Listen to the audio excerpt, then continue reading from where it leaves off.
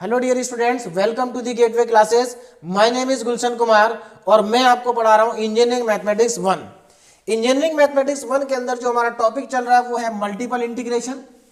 और multiple integration में हम अभी पढ़ रहे हैं डबल इंटीग्रल। तो देखिए, डबल इंटीग्रल का आज हमारा थर्ड लेक्चर है। हमने लेक्चर 1 में पढ़ा था कि डबल इंटीग्रल को कैसे कैलकुलेट करते हैं, है ना। तो कैलकुलेट करना हमने फर्स्ट लेक्चर में सीखा था। उसके बाद सेकंड लेक्चर में हमने क्या पढ़ा था? सेकंड लेक्चर में हमने स्टार्ट किया था calculation of double integral by changing the order of integration, यानी कि डबल इंटीग्रल के ऑर्डर को चेंज करके डबल इंटीग्रल को कैसे कैलकुलेट करते हैं, ये हमने लास्ट लेक्चर में स्टार्ट किया था। और अभी भी हमारा यही टॉपिक आगे कंटिन्यू रहेगा, यानी कि हमारा जो टॉपिक अभी चल रहा है वो है change of order of integration. तो चलिए इस टॉपिक को आगे कंटिन्यू करते हैं। तो देखिए, एक बार दोबारा से ध्यान से देख लीजिए कि क्या होता है change of order of integration का मतलब। तो देखिए, एक्चुअल में क्या होता है, जो हमारे पास डबल इंटीग्रल है, अगर कई बार क्या होता है जो डबल इंटीग्रल होता है उसको कैलकुलेट करना डिफिकल्ट होता है, लेकिन अगर हम उसके ऑर्डर को चेंज कर दें, ऑर्डर को चेंज करने से इंटीग्रल के जो आंसर है वो चेंज नहीं होते, ठीक है। तो अगर हम डबल इंटीग्रल के ऑर्डर को चेंज कर दें तो वो इंटीग्रेशन कई बार क्या होता है, आसान हो जाता है। तो यही इसकी इंपॉर्टेंस है। तो देखिए, some complicated problem become easy after changing the order of integration. कुछ कॉम्प्लिकेटेड प्रॉब्लम क्या होती है, आसान हो जाती है अगर हम उनके ऑर्डर को चेंज करके उनको कैलकुलेट करें, ठीक। तो एक बार समझिए कि change of order of integration क्या होता है। तो देखिए, in double integral with variable limits, यानी कि ऐसे डबल इंटीग्रल जहां पर वेरिएबल लिमिट्स हैं। मैंने लास्ट टाइम भी आपको बताया था कि अगर लिमिट कांस्टेंट होंगी तो ऑर्डर को चेंज करने का कोई खास बेनिफिट नहीं होगा और ना ही कोई फर्क पड़ेगा, ठीक है ना। ऑर्डर को चेंज करने से फर्क तब पड़ेगा जब लिमिट्स कैसी होंगी, वेरिएबल होंगी। तो वही यहां पर लिखा है in a double integral with variable limits, यानी कि ऐसे डबल इंटीग्रल जहां पर लिमिट्स क्या है, वेरिएबल है, ठीक। The change of order of integration changes the limit of integration. तो अगर आप इंटीग्रल के, डबल इंटीग्रल के ऑर्डर को चेंज करेंगे तो उसकी लिमिट्स भी चेंज हो जाएंगे, ठीक है। जैसे ही आप डबल इंटीग्रेशन के ऑर्डर को चेंज करेंगे तो उसकी लिमिट चेंज हो जाएंगी। या आप ये कह सकते हैं कि जब आप लिमिट्स को चेंज करते हैं तो हमारा जो इंटीग्रेशन का ऑर्डर है वो चेंज हो जाता है। अब कैसे लिमिट चेंज होंगी, कैसे ऑर्डर चेंज होगा, ये हम क्वेश्चंस के थ्रू समझेंगे पूरा, ठीक है। एक लेक्चर जो हमारा हो चुका है, फर्स्ट लेक्चर में मैंने आपको बताया था। अगर आपको अभी भी कोई कंफ्यूजन है तो आज आप उसको अच्छे से समझ लीजिए कि कैसे हमारा इंटीग्रेशन का ऑर्डर चेंज होगा और ऑर्डर को चेंज करने के बाद कैसे इंटीग्रल कैलकुलेट होगा, ठीक है। तो यहां पर देखिए, मैंने पूरा वर्किंग रूल्स लिखा है कि आप क्वेश्चन में क्या क्या करेंगे। यहां पूरे स्टेप लिखे हुए हैं, आपको क्वेश्चन में क्या क्या करना है, ठीक है। ये जो स्टेप्स है सारे के सारे, ये मैं आपको फिर से क्वेश्चंस में अप्लाई करा रहा हूं, ठीक है ना। तो हम क्वेश्चन की हेल्प से एक एक स्टेप को दोबारा से समझेंगे। लास्ट लेक्चर में एक बार ये स्टेप मैं आपको बता चुका हूं। तो चलिए स्टार्ट करते हैं अपना क्वेश्चन नंबर 1। तो देखिए, हमारे पास फर्स्ट क्वेश्चन क्या है, जरा ध्यान दीजिए। क्या लिखा है, change the order of integration in I. यहां पर एक इंटीग्रल दिया हुआ है, डबल इंटीग्रल डबल इंटीग्रल। तो change the order of integration, आपको पहले तो इसका ऑर्डर को चेंज करना है। क्या करना है, इसके ऑर्डर को चेंज करना है। And hence evaluate the same, और उसके बाद इसको कैलकुलेट करना है, मतलब इवेल्युएट करना है, ठीक। तो चलिए स्टार्ट करते हैं इस क्वेश्चन को। और देखिए, ये जो क्वेश्चन आपको दिया है, पहला क्वेश्चन बहुत ही ज्यादा इंपॉर्टेंट क्वेश्चन है। मतलब मान के चलिए कि यूनिवर्सिटी में इसके आने के चांसेस बहुत ज्यादा होते हैं। ये क्वेश्चन रिपीटेडली, अगर आप देखेंगे प्रीवियस ईयर के पेपर अगर आप उठाएंगे तो उसमें आपको ये क्वेश्चन रिपीटेडली मिलेगा, बहुत बार आ चुका है अब तक, ठीक। और इसी के जैसे मैंने आपको 4 क्वेश्चन आगे प्रैक्टिस में दिए हुए हैं। देखिए, एक तो ये क्वेश्चन और बिल्कुल सिमिलर इसी के जैसे, इसी पैटर्न में, बस यहां पर थोड़ा थोड़ा डेटा चेंज है, इसी के जैसे, और सब यूनिवर्सिटी एग्जाम में आ चुके हैं। तो सभी बहुत इंपॉर्टेंट है। मतलब कहने का मतलब ये क्वेश्चन बहुत ही ज्यादा इंपॉर्टेंट है, मोस्ट इंपॉर्टेंट क्वेश्चन है आपके एग्जाम के लिए, ठीक है। तो ध्यान से देखिए कैसे इसको सॉल्व करना है। देखिए, तो सबसे पहले मैं क्वेश्चन लिख लेता हूं। क्वेश्चन क्या है हमारे पास, i इज इक्वल टू 0 से 1।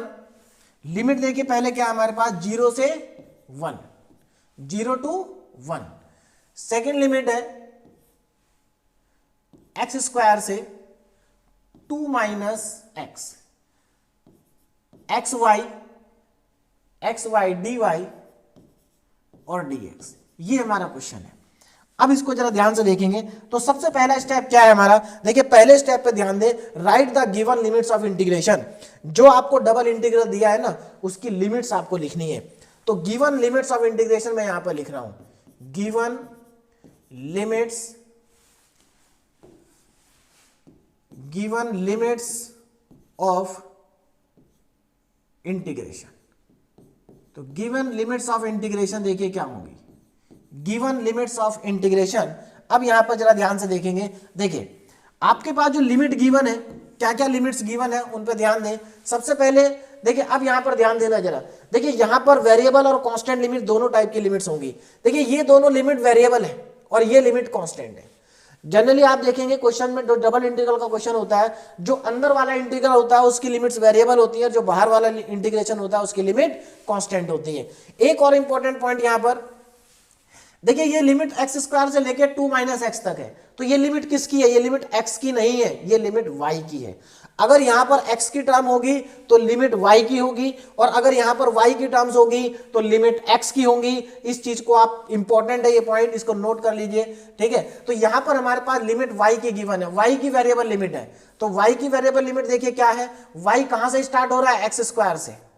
ध्यान देना, y स्टार्ट हो रहा है एक्स स्क्वायर से, कहां तक जा रहा है, 2 - x तक, 2 - x तक। तो y की लिमिट एक्स स्क्वायर से स्टार्ट हो रही है और 2 - x तक जा रही है, ठीक। अब जरा आगे देखें, अब यहां पर एक चीज और इंपॉर्टेंट है, अगर ये लिमिट y की है तो 100% ये लिमिट x की होगी। अगर एक लिमिट y की है तो दूसरी लिमिट 100% x की होगी। तो इधर वाली लिमिट x की है, तो देखिए x कहां से कहां तक वेरी कर रहा है, x 0 से स्टार्ट होके x 1 तक जा रहा है, 0 से स्टार्ट होके 1 तक जा रहा है। अब देखिए हमने लिमिट्स को यहां पर लिख दिया। अब देखो important next point, draw the region for the given limits of integration. अब ये जो आपने गिवन लिमिट्स लिखी है, इन लिमिट्स के लिए आपको रीजन को ड्रॉ करना है। क्या करना है, रीजन ड्रॉ करना है। अगर आप इनको देखें, जो ये लिमिट्स मैंने यहां पर चारों लिखी है, तो एक्चुअल में अगर आप देखें तो ये क्या है, ये सभी के सब अगर देखें तो कुछ स्ट्रेट लाइन है, कोई पैराबोला है ना। तो हमेशा जब आप लिमिट्स लिखेंगे तो वो हमेशा क्या होगा, या तो स्ट्रेट लाइन की इक्वेशन होगी या कर्व होगा। इन जनरल स्ट्रेट लाइन और कर्व ही होगा, ठीक। तो चलिए देखते हैं। तो यहां पर देखिए क्या है, जो पहला वाला, अगर आप पहली इक्वेशन को ध्यान से देखें तो ये एक पैराबोला है। क्या है, एक पैराबोला, ठीक है ना। ये किसकी इक्वेशन है, पैराबोला की, यानी कि इसका जब मैं कर्व बनाऊंगा तो पैराबोला बनेगा। चलिए फिलहाल मैं यहां पर लिख देता हूं, लिखना जरूरी नहीं है एग्जाम में, लेकिन मैं यहां पर लिख रहा हूं, क्या है ये, पैराबोला। ये पैराबोला है, ठीक है, पैराबोला। देखिए तो ये इक्वेशन हमारी पैराबोला की है, पैराबोला। दूसरी इक्वेशन देखो जरा ध्यान से, y = 2 - x, y = 2 - x। अगर इस पर आप ध्यान दें तो ये एक स्ट्रेट लाइन है। क्या है, ये एक लाइन की इक्वेशन है, ये एक लाइन है। थर्ड वाली इक्वेशन को देखें, देखिए x = 0। मैंने जो आपको फॉर्मूले वाला जो वीडियो एक बनाया था, उस वीडियो में भी मैंने आप लोगों को पैराबोला, इक्वेशन ऑफ लाइन, ये सारी चीजें आपको बताई थी, तो एक बार वहां से भी आप देख सकते हैं। तो देखिए x = 0 क्या है, x = 0 कब होता है, x = 0 y एक्सिस पे होता है। तो एक्चुअल में ये y एक्सिस की इक्वेशन है, ये क्या है, y एक्सिस की इक्वेशन है, ठीक। x = 1, x = 1, ये भी मैंने आपको बताया था फॉर्मूले वाले वीडियो में कि जो x = 1 होती है, ये x = 1 से पास होने वाली एक लाइन है जो कि y एक्सिस के क्या होगी, पैरेलल होगी। ये क्या है, एक लाइन है जो कि y एक्सिस के क्या है, parallel. A line parallel to y axis, ये एक ऐसी लाइन है जो कि y एक्सिस के पैरेलल है, ठीक है। देखिए यहां पर मैं आपको समझाने के लिए इतना लिख रहा हूं, जब आप एग्जाम में क्वेश्चन करेंगे तो ये आपको बताने की जरूरत नहीं है कि कौन सी इक्वेशन पैराबोला की है, कौन सी इक्वेशन लाइन की है, कौन सी इक्वेशन x एक्सिस की है, कौन सी इक्वेशन y एक्सिस की है। ये सब आपको बताना नहीं है, लेकिन आपको पता होना चाहिए, आपको अभी समझना है, इसलिए मैं सारी चीजें बता रहा हूं, ठीक। चलिए अब आगे देखें जरा, यहां के बाद अब हमें क्या करना है, इन सभी इक्वेशन को कर्व के ऊपर ड्रॉ करना है। तो चलिए मैं यहां पर ग्राफ बनाते हैं इसका, है ना। तो देखिए कैसे बनेगा ग्राफ, सबसे पहले x और y एक्सिस ले लेते हैं। सबसे पहले क्या करते हैं, x और y एक्सिस को ड्रॉ कर लेते हैं। देखिए जरा x एंड y एक्सिस, देखें तो यहां पर मैं डायग्राम बना रहा हूं, x और y एक्सिस, ठीक। देखें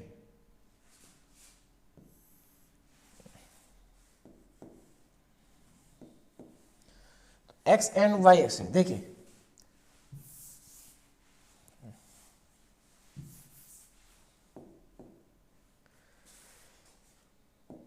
चलिए तो यहां पर मैं एक्स और वाई एक्सिस को ड्रॉ कर रहा हूं।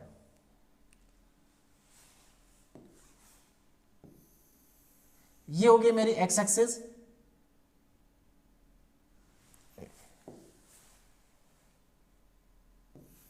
एक्स एक्सिस, ठीक है। अब वाई एक्सिस इधर ले लेते हैं वाई एक्सिस, तो ये हमारी एक्स एंड वाई एक्सिस आ गई। अब जरा आगे देखें, देखिए x and y axis, x axis और वाई एक्सिस। अब यहां पर देखो जरा, सबसे पहले क्या पैराबोला है, कौन सा पैराबोला है, ये अपवर्ड वाला पैराबोला है। मैंने आपको 4 टाइप के पैराबोला बताए थे फॉर्मूले वाले वीडियो, मैंने चारों पैराबोला को ग्राफ कैसे बनता है, पैराबोला का ग्राफ कैसे बनता है, ये मैं आपको बता चुका हूं। तो देखिए y equal to x square, यानी कि अपवर्ड पैराबोला, कौन सा पैराबोला है, अपवर्ड पैराबोला। और अपवर्ड पैराबोला देखिए कैसे बनेगा, ध्यान दीजिए, अपवर्ड पैराबोला ऐसे बनता है, ये वाला पैराबोला, अपवर्ड पैराबोला, ठीक है ना। उसके बाद y equal to 2 minus x, ये एक लाइन की इक्वेशन है, ध्यान देना, किसकी इक्वेशन है, लाइन की इक्वेशन। और लाइन की इक्वेशन कैसे ड्रॉ होगी, देखो यहां पर अगर आप ध्यान दीजिए, आपको एक लाइन की इक्वेशन को ड्रॉ करने के लिए 2 पॉइंट चाहिए होते हैं। कितने पॉइंट चाहिए होते हैं, 2 पॉइंट। तो मैं एक काम करता हूं, यहां पर 2 पॉइंट को कैलकुलेट कर लेता हूं। देखिए ध्यान से कैसे कैलकुलेट होंगे, देखिए इसके लिए 2 पॉइंट मैं यहीं पर कैलकुलेट कर लेता हूं, ये लीजिए, इस तरह से आपने, है ना, 9, 10, 11, 12 में बहुत लाइन के ग्राफ बनाया होगा। तो यहां पर मेरे को 2 पॉइंट चाहिए, वो 2 पॉइंट मैं यहां पर लिख रहा हूं। देखिए जरा, देखिए अगर मैं x को 0 रखूंगा तो y 2 आएगा, अगर मैं x को 0 रखूंगा तो y कितना आएगा, 2, ठीक। अब अगर मैं y को 0 कर दूं, अगर मैं y को 0 कर दूं तो x 2 आएगा। देखो ध्यान से देखो जरा, इस लाइन में अगर मैं x को 0 कर दूं तो y 2 आएगा, और अगर मैं y को 0 कर दूं तो x की वैल्यू 2 आएगी। चलिए तो यहां पर एक लाइन देखिए, ये लाइन कहां से पास हो रही है, ये लाइन पास होगी 0,2 से, 0,2 यहां पर कहीं होगा और 2,0 इधर कहीं होगा। तो इस लाइन को ड्रॉ कर लेते हैं, देखिए क्या आएगा, देखिए ये हमारे पास लाइन आ जाएगी इस तरह से, ये एक लाइन होगी, ठीक है, इस तरह से हमारे पास एक लाइन आ जाएगी। तो ये हमारा सेकंड कर्व भी ड्रॉ हो गया। अब जरा देखें ध्यान से, इसको भी ड्रॉ कर दिया, इसको भी ड्रॉ कर दिया। ये क्या है, x equal to 0, y axis की लाइन है, तो x इक्वल टू 0 तो यही है, ये x इक्वल टू 0 है,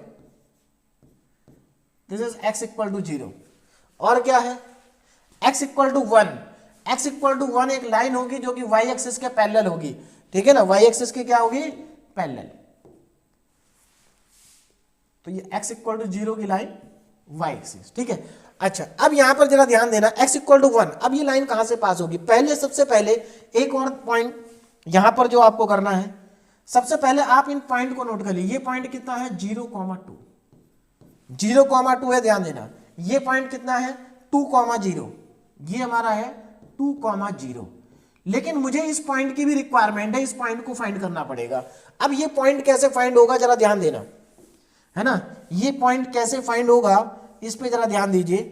देखो एक्चुअल में क्या है, ये जो पैराबोला बना है और ये जो लाइन बनी है, ये दोनों यहां पर इंटरसेक्ट कर रहे हैं, इस पॉइंट पे दोनों क्या कर रहे हैं, इंटरसेक्ट। तो हमें इन दोनों को सॉल्व करना पड़ेगा, हमें इन दोनों को क्या करना पड़ेगा, सॉल्व करना पड़ेगा।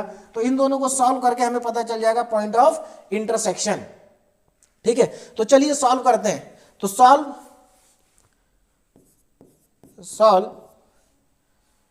y equal to x square and y is equal to 2 minus x, इन दोनों को सॉल्व करना है। इन दोनों को सॉल्व करके देखिए क्या आएगा, बहुत आसान है।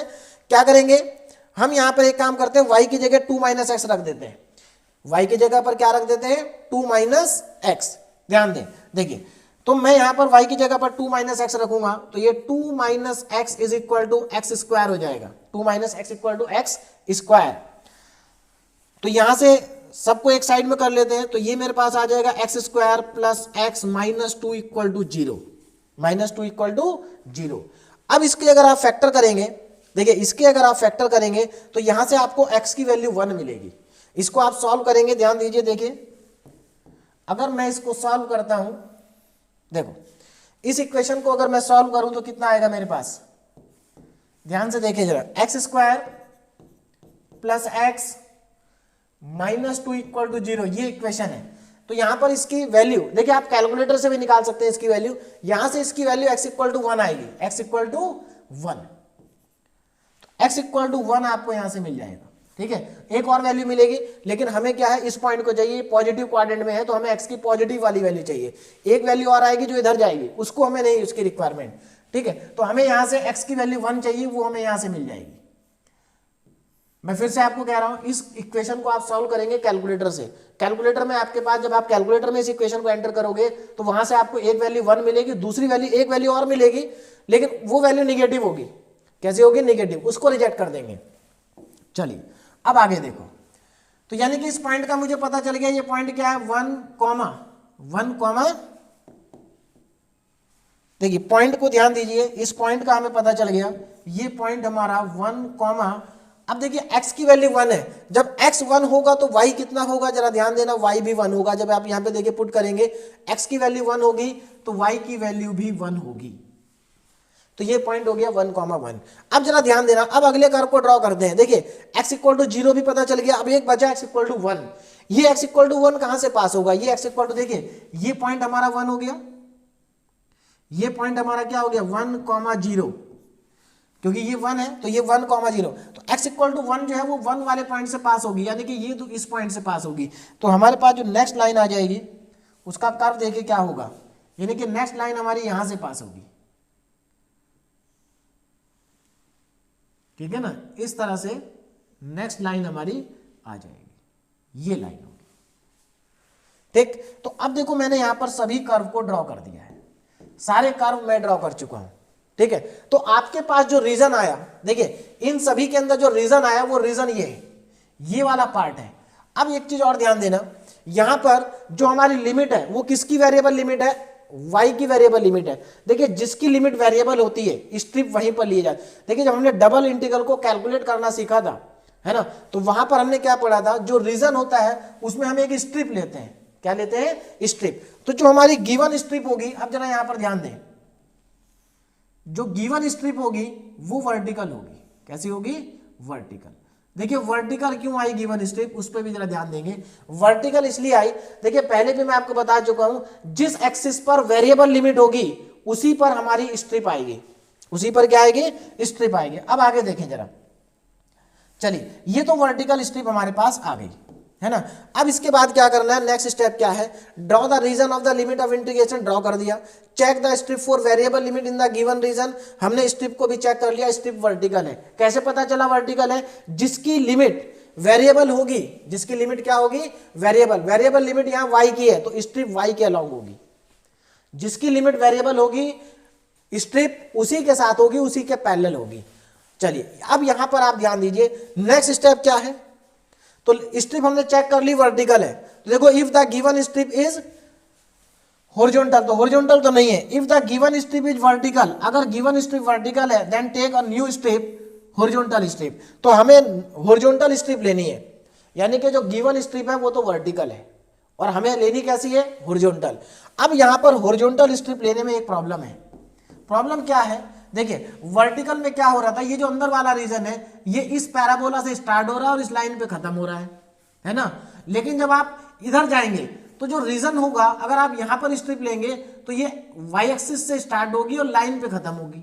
लेकिन अगर आप नीचे स्ट्रिप लेंगे तो वाई एक्सिस से शुरू होगी और पैराबोला पे जाके खत्म होगी। तो यानी कि आपको दो स्ट्रिप लेनी पड़ेगी। तो आपका जो यहाँ पर रीजन है ना, वो रीजन एक्चुअल में दो टाइप का है। रीजन कितने टाइप का है आपका, दो टाइप का रीजन है। देखिए कैसे, एक रीजन तो आपका ये आ गया, ये देखो, एक रीजन इसके ऊपर वाला और एक रीजन इसके नीचे वाला, दो टाइप के रीजन आपके पास आ गए हैं। देखो एक रीजन ऊपर वाला जहां पर वाई एक्सिस से शुरू होके स्ट्रिप जाएगी लाइन तक, और नीचे स्ट्रिप वाई एक्सिस से शुरू होके जाएगी पैराबोला तक। तो आपको यहां पर दो स्ट्रिप लेनी पड़ेगी। क्या लेनी पड़ेगी, दो स्ट्रिप। कहां कहां पर, देखिए एक स्ट्रिप इधर लेंगे ऊपर, यहां पर एक स्ट्रिप तो ये आ गई, और दूसरी स्ट्रिप आपको लेनी पड़ेगी नीचे की तरफ, ये। तो 2 स्ट्रिप आपको लेनी पड़ेंगी तभी आप इस क्वेश्चन को कर पाएंगे। देखिए यहां पर डबल स्ट्रिप हो गई। देखो अब आप इसको एग्जाम में इस डायग्राम को दोबारा भी बना सकते हैं, मतलब पहले आपने बनाया डायग्राम, नई स्ट्रिप के लिए अलग से दूसरा डायग्राम, लेकिन उसमें क्या होगा, आपको मेहनत डबल हो जाएगी, 2 बार डायग्राम बनाएंगे, टाइम ज्यादा खराब होगा। इसलिए आप एक ही डायग्राम में इसी डायग्राम में हॉरिजॉन्टल स्ट्रिप भी ले लेंगे। तो यहां पर इंपॉर्टेंट पॉइंट क्या है, देखिए आप, मैंने अभी तक यहां पर क्या क्या किया, पहले मैंने लिमिट लिख ली, गिवन लिमिट ऑफ इंटीग्रेशन लिखा, ठीक है। और गिवन लिमिट ऑफ इंटीग्रेशन में मैंने देखा कि इसमें पैराबोला भी है, लाइन भी है, वाई एक्सिस भी है, और एक लाइन वाई एक्सिस के पैरेलल भी है। उन सबको ग्राफ पे ड्रॉ कर दिया। फिर देखा कि उनके बीच का रीजन कौन सा, बाउंडेड रीजन कौन सा है। तो देखो ये बाउंडेड रीजन आया मेरे पास, जो सभी के अंदर बाउंड है ना। इस रीजन में फिर हमने देखा कि स्ट्रिप कहां पर है, जो गिवन लिमिट है उस लिमिट के अकॉर्डिंग स्ट्रिप कहां पर होगी। तो देखिए इसके लिए क्या तरीका होता है, जिसकी लिमिट वेरिएबल होती है स्ट्रिप उसी के पैरेलल होती है। तो यहां पर लिमिट y की वेरिएबल थी, y की लिमिट वेरिएबल थी, तो स्ट्रिप y एक्सिस के पैरेलल हो गई, y एक्सिस के पैरेलल। क्यों, क्योंकि देखो जो वेरिएबल लिमिट है वो कहां से शुरू हो रही है, एक्स स्क्वायर से, तो यही तो y equal to x square है, और कहां पर खत्म है, लाइन पे, ठीक। अगर आपके पास गिवन स्ट्रिप वर्टिकल है तो आपको हॉरिजॉन्टल स्ट्रिप लेनी पड़ेगी, ठीक है ना, तभी तो हमारा लिमिट चेंज होंगी और तभी हमारा ऑर्डर भी चेंज होगा। तो हमने क्या करा, हॉरिजॉन्टल स्ट्रिप ले ली। और हॉरिजॉन्टल स्ट्रिप हमें 2 क्यों लेनी पड़ी, इसलिए लेनी पड़ी क्योंकि देखिए ये हॉरिजॉन्टल स्ट्रिप लेंगे तो वाई एक्सिस से शुरू होगी, और अगर आप ऊपर वाले रीजन में लेते हैं तो वाई एक्सिस से शुरू होकर लाइन पे खत्म हो जाएगी। अगर आप नीचे लेते हैं तो वाई एक्सिस से शुरू होकर पैराबोला पे खत्म होगी, पैराबोला पे खत्म होगी। इसलिए हमें 2 स्ट्रिप लेनी पड़ी। यहां पर 2 रीजन हो गए। तो अब आगे देखें, देखिए हमने क्या क्या किया। तो हमने यहां पर क्या हुआ, हमें क्या पता चला, जो गिवन स्ट्रिप है वो कैसी है, वर्टिकल है। ध्यान देना जरा, गिवन स्ट्रिप इज वर्टिकल, है ना। जो हमें लिमिट्स गिवन थी उसके अकॉर्डिंग जो स्ट्रिप आई वो कैसी है, वर्टिकल स्ट्रिप है, ठीक। नेक्स्ट स्टेप देखिए, अगर गिवन स्ट्रिप वर्टिकल है तो टेक 2 न्यू हॉरिजॉन्टल स्ट्रिप। तो आपको हॉरिजॉन्टल स्ट्रिप लेनी है और यहां पर 2 स्ट्रिप लेनी पड़ेंगी, टेक 2 न्यू हॉरिजॉन्टल स्ट्रिप्स। तो आप 2 नई हॉरिजॉन्टल स्ट्रिप्स लेंगे। देखिए क्वेश्चंस में समय लग रहा है, क्वेश्चन बड़ा जरूर होगा, टाइम लगेगा क्वेश्चन में, लेकिन एक एक चीज को अगर आप समझ लेंगे तो एक ही क्वेश्चन की हेल्प से आप सारे क्वेश्चन कर लेंगे। अगले क्वेश्चन आप अपने आप ट्राई कर लेंगे अगर आपको ये आता है तो, ठीक है। तो टेक 2 न्यू हॉरिजॉन्टल स्ट्रिप, तो 2 नई हॉरिजॉन्टल स्ट्रिप हमने ले ली, ठीक है। अब क्या करेंगे, देखिए जब 2 नई हॉरिजॉन्टल स्ट्रिप आप लिख लेंगे तो ले लेंगे, इसके बाद क्या करेंगे, now new limits of integration. अब देखिए जरा ध्यान से, न्यू लिमिट्स ऑफ इंटीग्रेशन। एक और चीज इंपॉर्टेंट यहां पर, मैं जो यहां पर ये लिख रहा हूं इसलिए लिख रहा हूं जिससे कि आप बाद में अगर जब क्वेश्चन देखें तो आपको समझ में आए कि हम एक्चुअल में क्या क्या कर रहे हैं, ठीक है ना। तो ये सब स्टेप, ये तीनों बातें आपको एग्जाम में लिखने की जरूरत नहीं है, आप इनको स्किप कर सकते हैं। अभी मैं आपको लिखवा रहा हूं क्योंकि आपको पता रहे कि हमने किया क्या है। चलिए, तो न्यू लिमिट्स ऑफ इंटीग्रेशन। अब देखो नई लिमिट क्या होंगी। अब यहां पर देखो न्यू लिमिट ऑफ इंटीग्रेशन क्या होंगी, जो आपने नई स्ट्रिप ली है ना, वो स्ट्रिप कहां से शुरू हो रही है, कहां खत्म हो रही है, ये आपको देखना पड़ेगा। और वो स्ट्रिप कहां से कहां ऊपर नीचे मूव कर सकती है, ये आपको देखना पड़ेगा। लेकिन यहां पर 2 स्ट्रिप है, यहां पर कितनी स्ट्रिप है, 2 स्ट्रिप है। तो जो हमारा ये डबल इंटीग्रल है ना, 2 पार्ट में ब्रेक हो जाएगा, 2 पार्ट्स में ब्रेक हो जाएगा। अब जरा ध्यान देना, मैं दोनों स्ट्रिप के लिए लिमिट लिख रहा हूं। तो पहले अगर मैं एक रीजन नीचे वाला एक रीजन ऊपर वाला है, तो फॉर लोअर रीजन, देखिए मैं दोनों के लिए लिख रहा हूं, फॉर लोअर, जरा ध्यान दें, न्यू लिमिट्स ऑफ इंटीग्रेशन क्या होंगी, फॉर लोअर रीजन, है ना। तो नीचे वाले रीजन के लिए मैं इधर लिख रहा हूं, और इधर लिख लेता हूं for upper region, for upper region. मैं दोनों रीजन के लिए लिमिट्स लिख रहा हूं इंटीग्रेशन की। अब जरा आप लोग ध्यान देंगे, देखिए दोनों के लिए एक साथ लिख देते हैं। देखो कितनी आएंगी लिमिट्स, देखो इस स्ट्रिप, ये स्ट्रिप कहां से शुरू हो रही है, अब ध्यान से देखना लिमिट्स कैसे लेनी है, लिमिट कैसे चेंज हो जाएंगी। देखो ये स्ट्रिप यहां से स्टार्ट हो रही है, और ये क्या है, ये है x इक्वल टू 0। तो x इक्वल टू 0 से लेकर के स्ट्रिप कहां तक जा रही है, देखिए x इक्वल टू 0 से लेकर के पैराबोला तक जा रही है। अब जरा ध्यान देना, पैराबोला में से x निकालो। पैराबोला की इक्वेशन क्या आती है, y equal to x square. इसकी equation y equal to x square है। तो यहां से x कितना होगा, देखिए अगर आप यहां से x को फाइंड आउट करेंगे तो ये इधर रूट लग जाएगा, तो x 0 से लेकर के रूट y तक जाएगा। देखिए 0 से लेकर के रूट y तक, ठीक। अच्छा अब y एक्सिस पे देखो जरा, y एक्सिस पे कहां से कहां तक जाएंगे, देखिए ये जो स्ट्रिप है, ये स्ट्रिप यहां 0 से लेके, और ये जो पॉइंट है देखो ये 1 है, कितना है ये 1। इस पे अगर आप ध्यान दें तो ये हमारा 0,1 वाला पॉइंट है। तो ये जो स्ट्रिप है ये 0 से लेके 1 तक ले सकते हैं हम, 0 से लेकर के 1, यानी कि y की लिमिट क्या हो गई, y 0 से लेकर के 1 तक वेरी करेगा। तो ये होगी लोअर रीजन के लिए लिमिट। ये दोनों लिमिट, ये ऊपर वाली लिमिट वेरिएबल है और नीचे वाली लिमिट क्या है, कांस्टेंट है। अब अपर रीजन के लिए लिमिट लेते हैं, तो देखिए अपर रीजन के लिए लिमिट क्या होंगी, जरा ध्यान देना। इसमें अगर आप ध्यान दें तो देखो ये स्ट्रिप कहां से शुरू हो रही है, अगेन ये 0 से स्टार्ट हो रही है और कहां तक जा रही है, देखिए ये 0 से स्टार्ट होकर इस लाइन तक जा रही है, और इस लाइन की इक्वेशन क्या है, लाइन की इक्वेशन है y = 2 - x, y = 2 - x। आपको क्या करना है, यहां से x फाइंड करो कितना होगा, तो यहां से x आएगा 2 - y, तो x = 0 से लेकर के 2 - y तक ये स्ट्रिप जा रही है, ठीक है। 0 से स्टार्ट होकर 2 - y तक जा रही है। उसके बाद आगे देखें, y को देखें जरा, y कहां से कहां तक है, देखो अगर मैं इस रीजन की बात करूं तो ये रीजन 1 से शुरू होकर 2 तक जा रहा है, तो y 1 से स्टार्ट होकर 2 तक जाएगा, है ना भाई। ये स्ट्रिप इसी रीजन में तो आएगी 1 से लेकर के 2 तक। तो देखो हमारी लिमिट्स ऑफ इंटीग्रेशन भी चेंज हो गई। अब यहां पर देखिए इंपॉर्टेंट चीज, अभी हमारा डबल इंटीग्रल का कैलकुलेशन स्टार्ट नहीं हुआ, लेकिन देखिए ये जो मैंने यहां से यहां तक इतना लिखा है, इसको आप डायरेक्टली लिख सकते हैं, ठीक है। कहां लिखेंगे डायरेक्टली वो मैं आपको बता रहा हूं। तो अभी मैं आपको प्रॉपर एक एक चीज आपको बता रहा हूं कि कैसे आपको आगे बढ़ना है। एक बार आपको समझ में आ गया तो इसको करने में आपको बहुत कम समय लगेगा। चलिए अब आगे देखें, अब इसको मैं आगे कैलकुलेट कर रहा हूं, अब मैं इंटीग्रल की वैल्यू लिख रहा हूं। तो हमारा इंटीग्रल क्या है, 0 से 1। अब यहां पर ध्यान दें, इंटीग्रल है हमारा 0 से 1, 0 से 1। दूसरा x² से 2 - x, x² से 2 - x। उसके आगे x² से 2 - x, xy dy dx, ये मेरा इंटीग्रल है जिसको मुझे कैलकुलेट करना है। 0 से 1, x² से 2 - x और xy dy dx, ये हमारा इंटीग्रल है, इसको हमें कैलकुलेट करना है।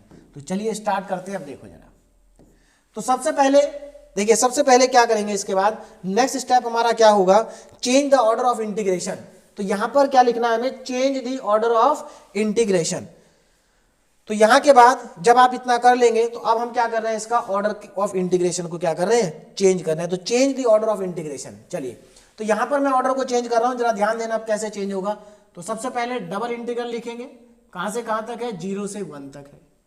एक मिनट, हाँ डबल इंटीग्रल। देखिए अब डबल इंटीग्रल की हम बात कर रहे हैं, तो पहले आप इस वाली लिमिट के लिए लिखेंगे, इसके लिए। अब यहां पर ध्यान देना, ये जो नीचे वाली दो लिमिट है ये वेरिएबल है, कांस्टेंट है, और ये वेरिएबल है, यानी कि अंदर वाले इंटीग्रल पे ये लिमिट लगेगी, बाहर वाले इंटीग्रल पे ये लगेगी। ऐसे ही अंदर वाले इंटीग्रल पे इनको अप्लाई करेंगे, बाहर वाले इंटीग्रल पे इनको अप्लाई करेंगे। तो बाहर वाले इंटीग्रल पे लिमिट कहां से कहां तक है, 0 से 1, 0 से 1, यानी कि 0 से 1 सेम ही रहेगी। दूसरा इंटीग्रल पे लिमिट कहां से कहां तक है, 0 से √y।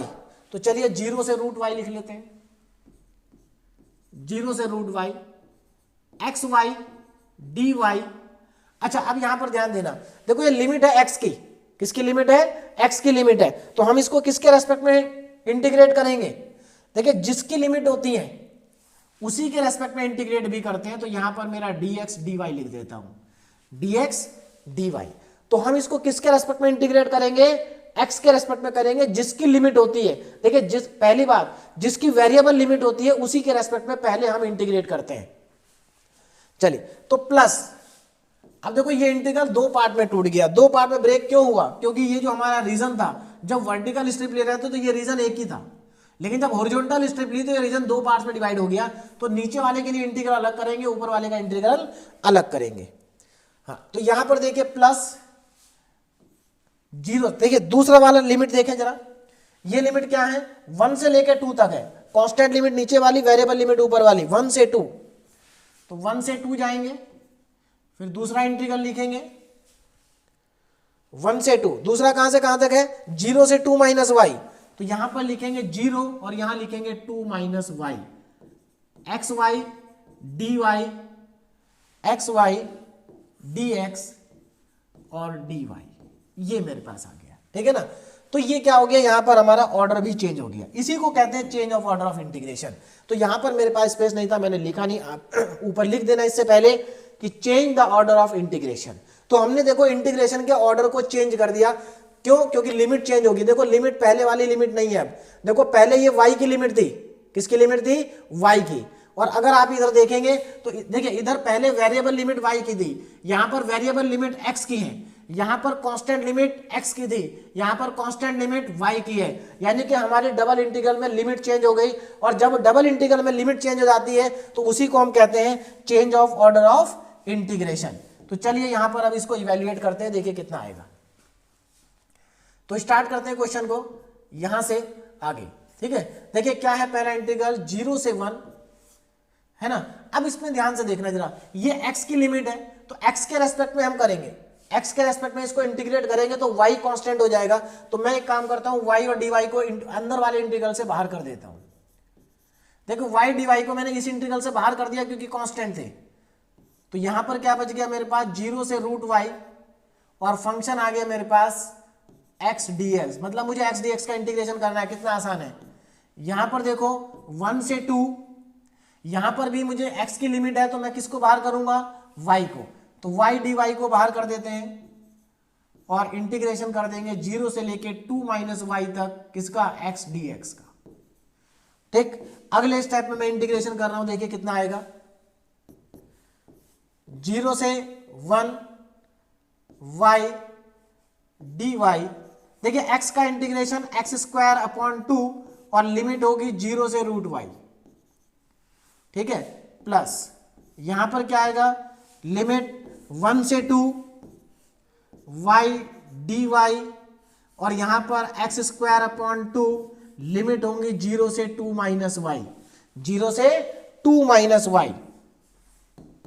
चलिए नेक्स्ट स्टेप, अब देखो इंटीग्रेशन हो गया 0 से 1 y, अब यहां पर देखो, देखिए अपर, अब लिमिट पुट करेंगे, upper limit minus lower limit, तो y dy कितना आएगा, देखिए x की जगह अगर आप √y रखेंगे तो y ही आ जाएगा, कितना आ जाएगा, y, यानी कि ये हमारे पास आएगा, हाँ, y/2 माइनस 0 है ना, y/2 माइनस 0 प्लस दूसरे वाले इंटीग्रल में देखें 1 से 2 y dy, यहां पर देखिए x की जगह अगर आप 2 माइनस वाई रखेंगे तो ये क्या आ जाएगा, 2 माइनस वाई। देखो ये 2 है, इस 2 को आप पहले ही बाहर कर सकते हैं, तो इस 2 को मैं पहले ही बाहर कर देता हूं 1/2, तो यहां पर मेरे पास क्या बचेगा, 2 माइनस वाई का होल स्क्वायर, 2 माइनस वाई का होल स्क्वायर, और लोअर लिमिट रखेंगे तो 0 हो जाएगा। अब अगले स्टेप में देखें, इसको सिंप्लीफाई कर लें, कितना आ जाएगा, देखिए ये मेरे पास आ जाएगा 0 से 1। अब देखो यहां पर ध्यान देना जरा, देखिए ये 2 को मैं बाहर कर सकता हूं, इंटीग्रेशन से कांस्टेंट है, 0 से 1 y और y का मल्टीप्लीकेशन y² dy, y², देखो y से y का मल्टीप्लीकेशन y² dy प्लस यहां पर इंटीग्रेशन 1 से 2 है ना, 1 से 2। अब यहां पर देखो इसको ब्रैकेट को a माइनस बी का होल स्क्वायर ओपन करेंगे, 1/2 यहां भी बाहर आ जाएगा, तो यहां पर इसको अगर आप ओपन करेंगे a माइनस बी के होल स्क्वायर को, देखिए कितना आएगा, 4 प्लस y² माइनस 4y, ये मेरे पास आ जाएगा, है ना। अब आगे देखें, देखिए तो हमारे पास नेक्स्ट स्टेप में देखिए क्या आ रहा है, 1/2 0 से 1, अच्छा इसका इंटीग्रेट कर देते हैं लिफ्ट वाले पार्ट का, तो है ना, लेफ्ट वाला पार्ट y² का इंटीग्रेशन y की पावर 3, तो y की पावर 3/3 लिमिट कहां से कहां तक है, 0 से 1 प्लस सेकेंड पार्ट में देखें जरा, 1/2 बाहर है, लिमिट 1 से 2 है। देखो इस y को अंदर मल्टीप्लाई कर दें तो y को मल्टीप्लाई करेंगे तो 4y प्लस y की पावर 3, देखिए y का मल्टीप्लाई y स्क्वायर में करेंगे माइनस 4y स्क्वायर और dy, ये आ गया हमारे पास, ठीक है ना। चलिए अब आगे देखिए नेक्स्ट स्टेप, यहां पर लिमिट लगा देते हैं। देखिए 3 तो पहले बाहर आ जाएगा तो 1/6, तो यहां पर हमारे पास केवल बचेगा y की पावर 3 और 0 से 1 लिमिट लगानी है प्लस 1/2। अब यहां पर देखो इसको मैं इंटीग्रेट कर रहा हूं, देखना कितना आएगा। देखिए y 4y का इंटीग्रेशन होगा 4y square upon 2 plus y की पावर 4 अपॉन 4 माइनस 4y की पावर 3 अपॉन 3 और लिमिट हो गई 1 से 2। तो मैंने यहां पर लिमिट को अब अप्लाई कर दूंगा तो देखो कितना आ जाएगा। देखिए तो ये हो गया हमारे पास 1/6, upper limit minus lower limit करेंगे तो 1 माइनस 0 प्लस 1/2 बाहर रहेगा। अंदर देखो जरा, जब आप अपर लिमिट लगाएंगे यहां पर, देखिए अपर लिमिट तो ये 2 से 2 तो पहले कैंसिल हो गया। अपर लिमिट लगाने पर यहां y की जगह 2 रखेंगे तो कितना आ जाएगा 2 × 4 प्लस यहां y की जगह 2 रखेंगे तो 2 की पावर 4 16 होता है अपॉन 4 माइनस यहां 2 की पावर 3 8 हो जाएगा तो 4 × 8 अपॉन 3 माइनस। अब लोअर लिमिट रखेंगे, देखिए जब आप लोअर लिमिट रखेंगे तो माइनस लगाएंगे तो ये और ये माइनस आएगा और ये माइनस माइनस प्लस हो जाएगा। तो यहां पर देखो 2y स्क्वायर है तो ये -2 आ जाएगा, यहां पर -1/4 आ जाएगा जब आप y की जगह 1 रखेंगे तो, और ये माइनस माइनस हो जाएगा प्लस 4/3। अब इसको सिंप्लीफाई कर लेंगे और हमारा जो आंसर है वो आ जाएगा। देखिए कितना आएगा सिंप्लीफाई करके 1/6, ये 1/6 आ गया प्लस 1/2। अब इसको अंदर वाले को सॉल्व करें, ये 8 हो गया 8, ये 4 प्लस 4, यहां पर कैंसिल नहीं होगा कुछ भी, -32/3 -2 -1/4 प्लस 4/3। तो एक काम करते हैं एलसीएम ले लेते हैं पूरा, क्या ले लेते हैं एलसीएम, कितना एलसीएम आ रहा है 12। तो एलसीएम लेने पर 1/6 प्लस 1/2, अंदर देखें जरा, ये 12 - 2 10 आ जाएगा। सॉरी एलसीएम लेता हूं पहले, है ना, बाद में सिंप्लीफाई करेंगे। एलसीएम कितना आएगा 12, तो देखो 12 एलसीएम लेने पे कितना आएगा। देखो यहां पर 12 8 96 हो जाएगा, है ना, में 12 5 या 60, 12 6 या 72, है ना। तो इसी तरह से आप चलेंगे तो हमारा कितना आएगा 98 प्लस ये कितना आ गया 48, है ना, 12 4 जा 48 माइनस 3 4 से मल्टीप्लाई करो 8, देखिए 3 4 जा 12, 4 से 4 2 जा 8, 4 3 जा 12, तो ये 128 आ जाएगा -24 माइनस, देखिए -24 और यहां पर 4 3 और 3 1, तो 3 आ जाएगा एंड प्लस 16 आ जाएगा। अब इसको जरा सिंप्लीफाई करें और देखें कितना आ रहा है। तो ये हमारे पास 1/6 प्लस 1/2, अंदर देखिए कितना आ रहा है। अब यहां पर देखो 48 और 96 कितना होता है, 48 एंड 96, ये हमारा हो जाएगा 144, 144 प्लस 16 160, तो 160 तो प्लस का हो गया माइनस। अब निगेटिव वाला देखें जरा, 128 और 24, ये हमारा आ जाएगा 152 155, 155 डिवाइडेड बाई 12, तो कितना आएगा, ये हमारा आ जाएगा,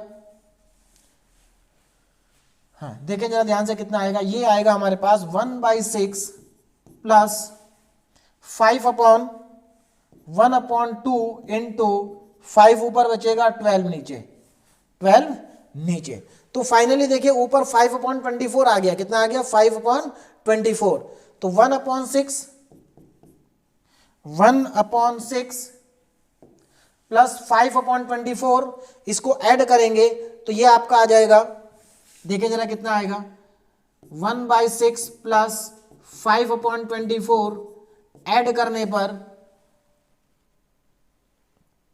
हाँ यहां पर हमारे पास 9 अपॉन, देखिए यहां 4 आ जाएगा 9/24, और 9/24 3 से कैंसिल आउट कर दीजिए 3 टाइम्स और 8 टाइम्स, यानी कि 3/8 हमारा फाइनली यहां से आंसर आ गया। कितना आ गया?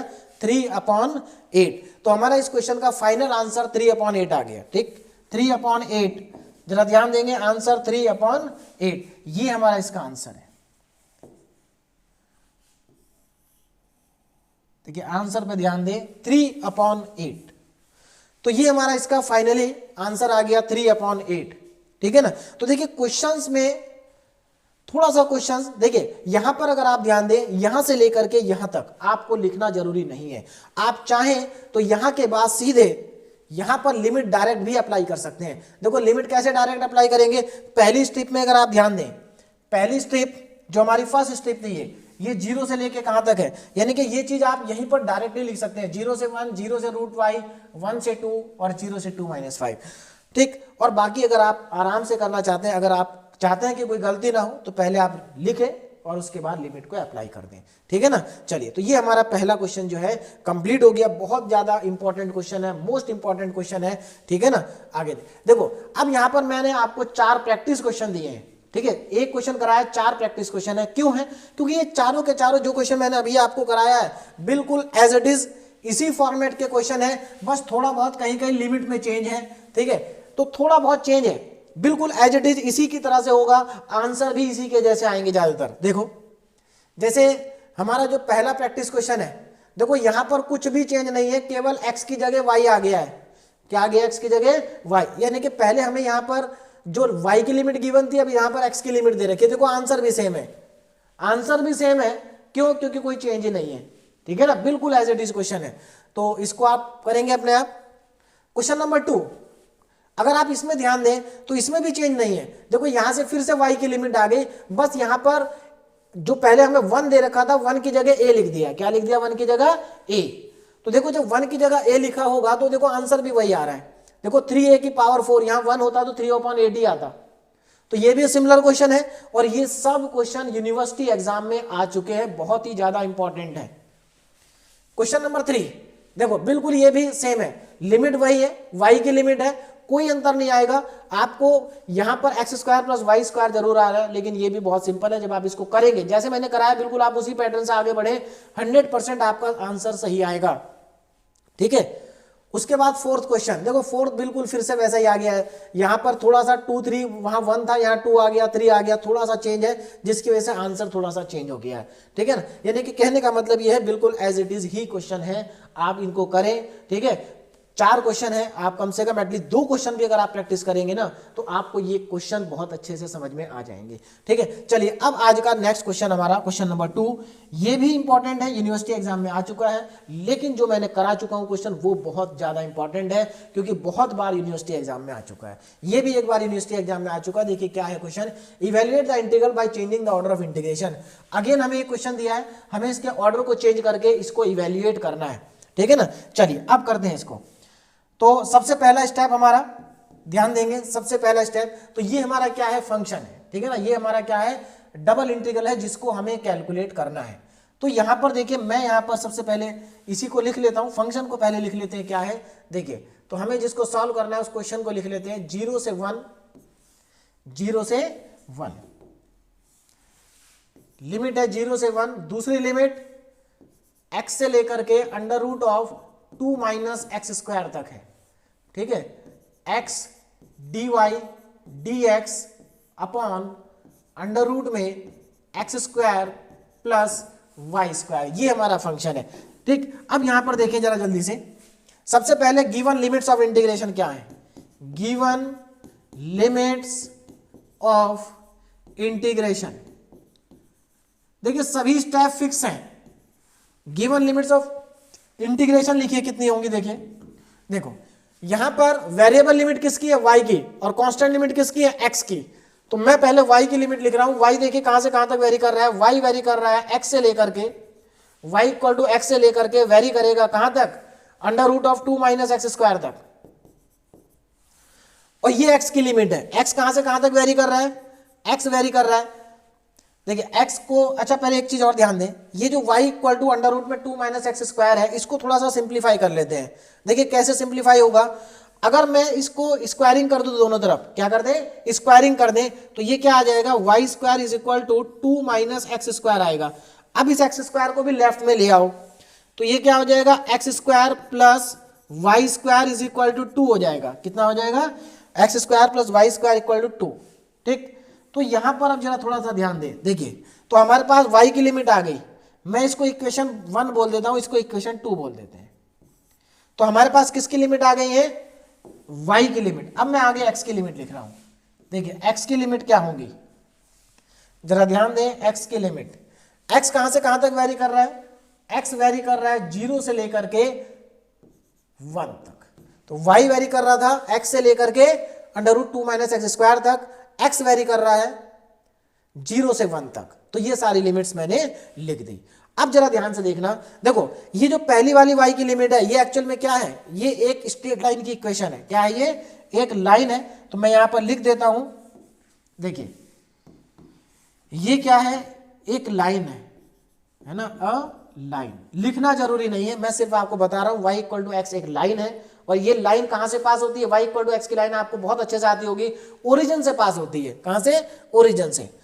यहां पर दूसरी इक्वेशन को अगर आप ध्यान से देखें तो ये एक सर्कल की इक्वेशन है, ये क्या है, अ सर्कल, ये एक सर्कल की इक्वेशन है, और कौन से सर्कल की इक्वेशन है, जो सर्कल, जिस सर्कल का सेंटर ओरिजिन पे होता है उस सर्कल की इक्वेशन है। मैंने आप लोगों को जो हमारा फॉर्मूले वाला लेक्चर था उसमें सर्कल की इक्वेशन भी आपको बताई थी। ठीक है, आगे देखो, हाँ यहां पर देखो x equal to 0, x equal to 0 क्या है, अगेन हमारे पास ये y एक्सिस है, क्या है ये, y axis. x equal to 1, ये एक लाइन है जो कि y एक्सिस के पैरेलल है, लास्ट क्वेश्चन में भी थी, है ना, अ लाइन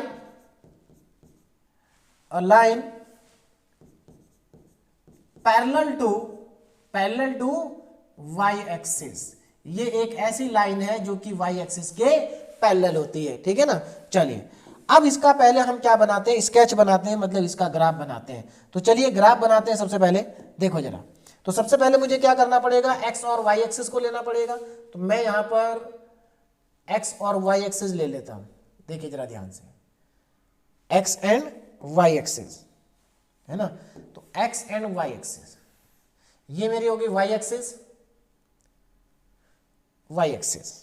ठीक, और x एक्सिस, ये आ गई हमारी x एक्सिस।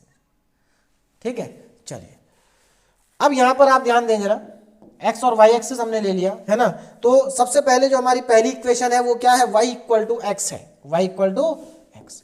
तो y इक्वल टू एक्स एक लाइन होती है जो कि ओरिजिन से पास होती है और एकदम बीच में से जाती है 45 डिग्री के एंगल पे, इस तरह से, तो ये y इक्वल टू एक्स की लाइन है ना। उसके बाद हमारे पास क्या है, सर्कल की इक्वेशन है, तो सर्कल भी एक ड्रॉ कर लेते हैं। देखो जरा, सर्कल, है ना, सर्कल को भी ड्रॉ करते हैं।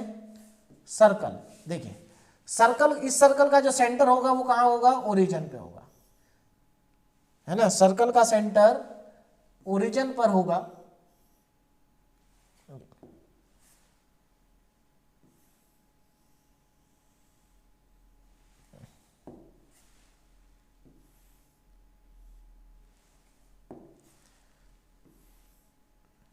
ये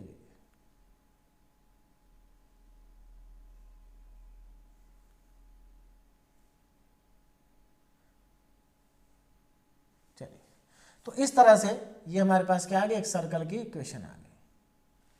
ठीक है ना, चलिए देखिए, तो मैंने जो कर्व है, कितने कर्व हमारे पास आ गए, जरा ध्यान देना। देखो सर्कल की इक्वेशन आ गई, ये हमारे पास ये सर्कल है और ये हमारे पास एक स्ट्रेट लाइन है y इक्वल टू एक्स, तो ये y इक्वल टू एक्स की लाइन है, y इक्वल टू एक्स, और ये हमारे पास सर्कल है x square plus y square is equal to 2। देखिए आपके लिए आसान है, क्यों आसान है, क्योंकि आप लोग क्लास 12th में भी ये सब ड्रॉ कर चुके हैं। एरिया बाउंडेड रीजन आप लोगों ने एप्लीकेशन ऑफ इंटीग्रेशन पढ़ा क्लास 12th में, जहां पर आप सर्कल, पैराबोला, इलिप्स, इन सब की ड्राइंग आप करते थे। ठीक है ना, तो यहां पर हमारे पास सर्कल भी आ गया, स्ट्रेट लाइन की इक्वेशन भी आ गई। अब देखो जरा x equal to 0, x equal to 0 कहां पर है, x इक्वल टू 0 है हमारा y एक्सिस पर, तो ये हमारी x इक्वल टू 0 की लाइन है, y एक्सिस। उसके बाद x इक्वल टू 1, अब x इक्वल टू 1 कहां से पास होगा ये हमें जरा देखना पड़ेगा पहले, ठीक है ना। तो सबसे पहले हम यहां पर क्या चीज चेक करते हैं कि ये जो हमारा सर्कल है और ये जो लाइन है ये किस पॉइंट पर इंटरसेक्ट हो रहे हैं, ये पॉइंट ऑफ इंटरसेक्शन हमें चाहिए। तो इस पॉइंट ऑफ इंटरसेक्शन को सबसे पहले मैं निकाल लेता हूं, है ना, तो उससे हमें पता चल जाएगा कि हमें लाइन कहां ड्रॉ करनी है। देखिए तो ये जो हमारा पॉइंट ऑफ इंटरसेक्शन है ये किस किस का है, y इक्वल टू एक्स का और सर्कल का। देखो कैसे सॉल्व करेंगे आप, तो जो आपके पास इक्वेशन 1 है और 2 है इन दोनों को आपस में सॉल्व कर लीजिए। Solve equation 1 and 2, solve equation 1 and 2।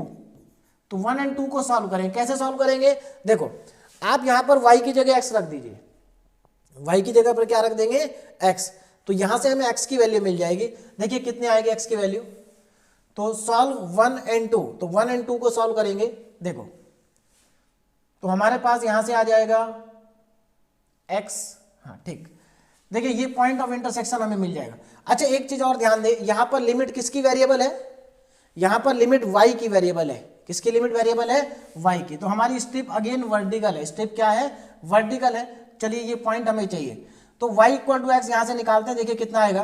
तो सॉल्व 1 एंड 2, तो आप क्या करें इक्वेशन 2 में, इक्वेशन 2 में 2 कहां पर है, ये रही, 2 में y की जगह x रख दे, तो x square plus x square is equal to 2, 2x square is equal to 2, तो यहां 2 से 2 कैंसिल हो गया, x square is equal to 1 आया।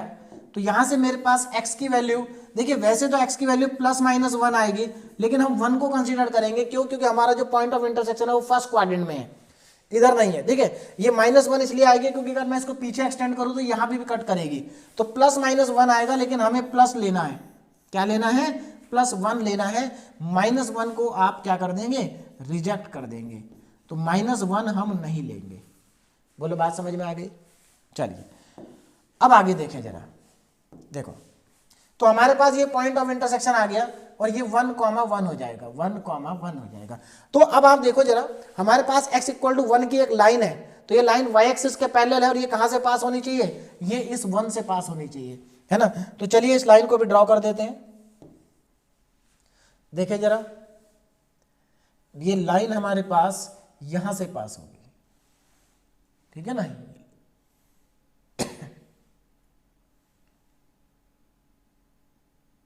इस तरह से। तो ये लाइन हमारे पास आ गई।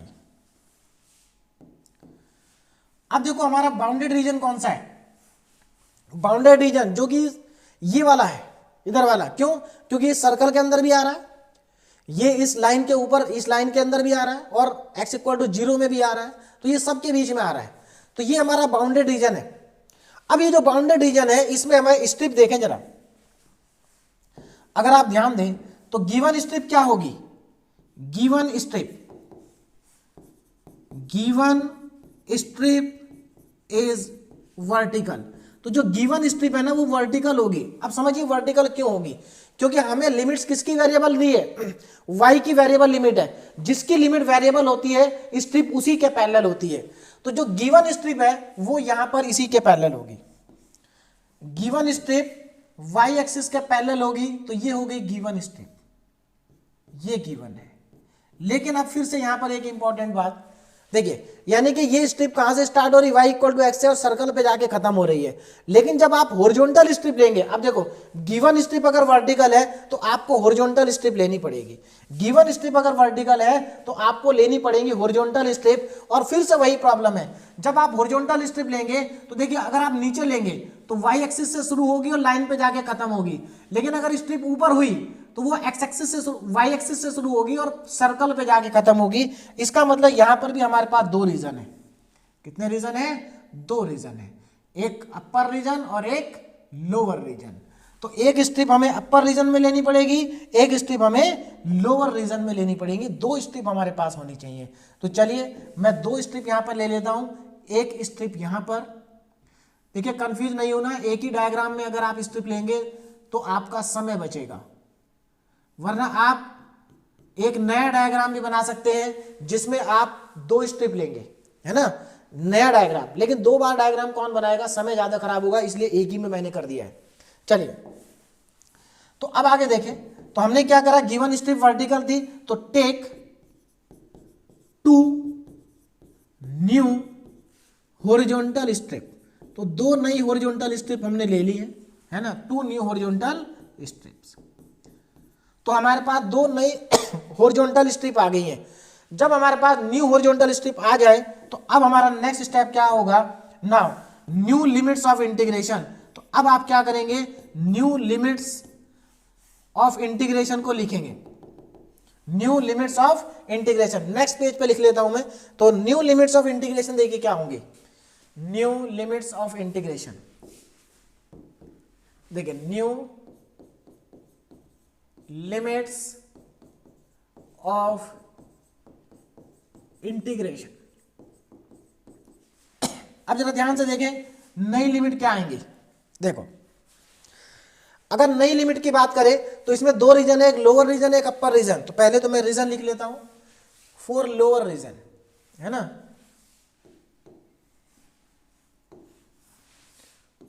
For lower reason.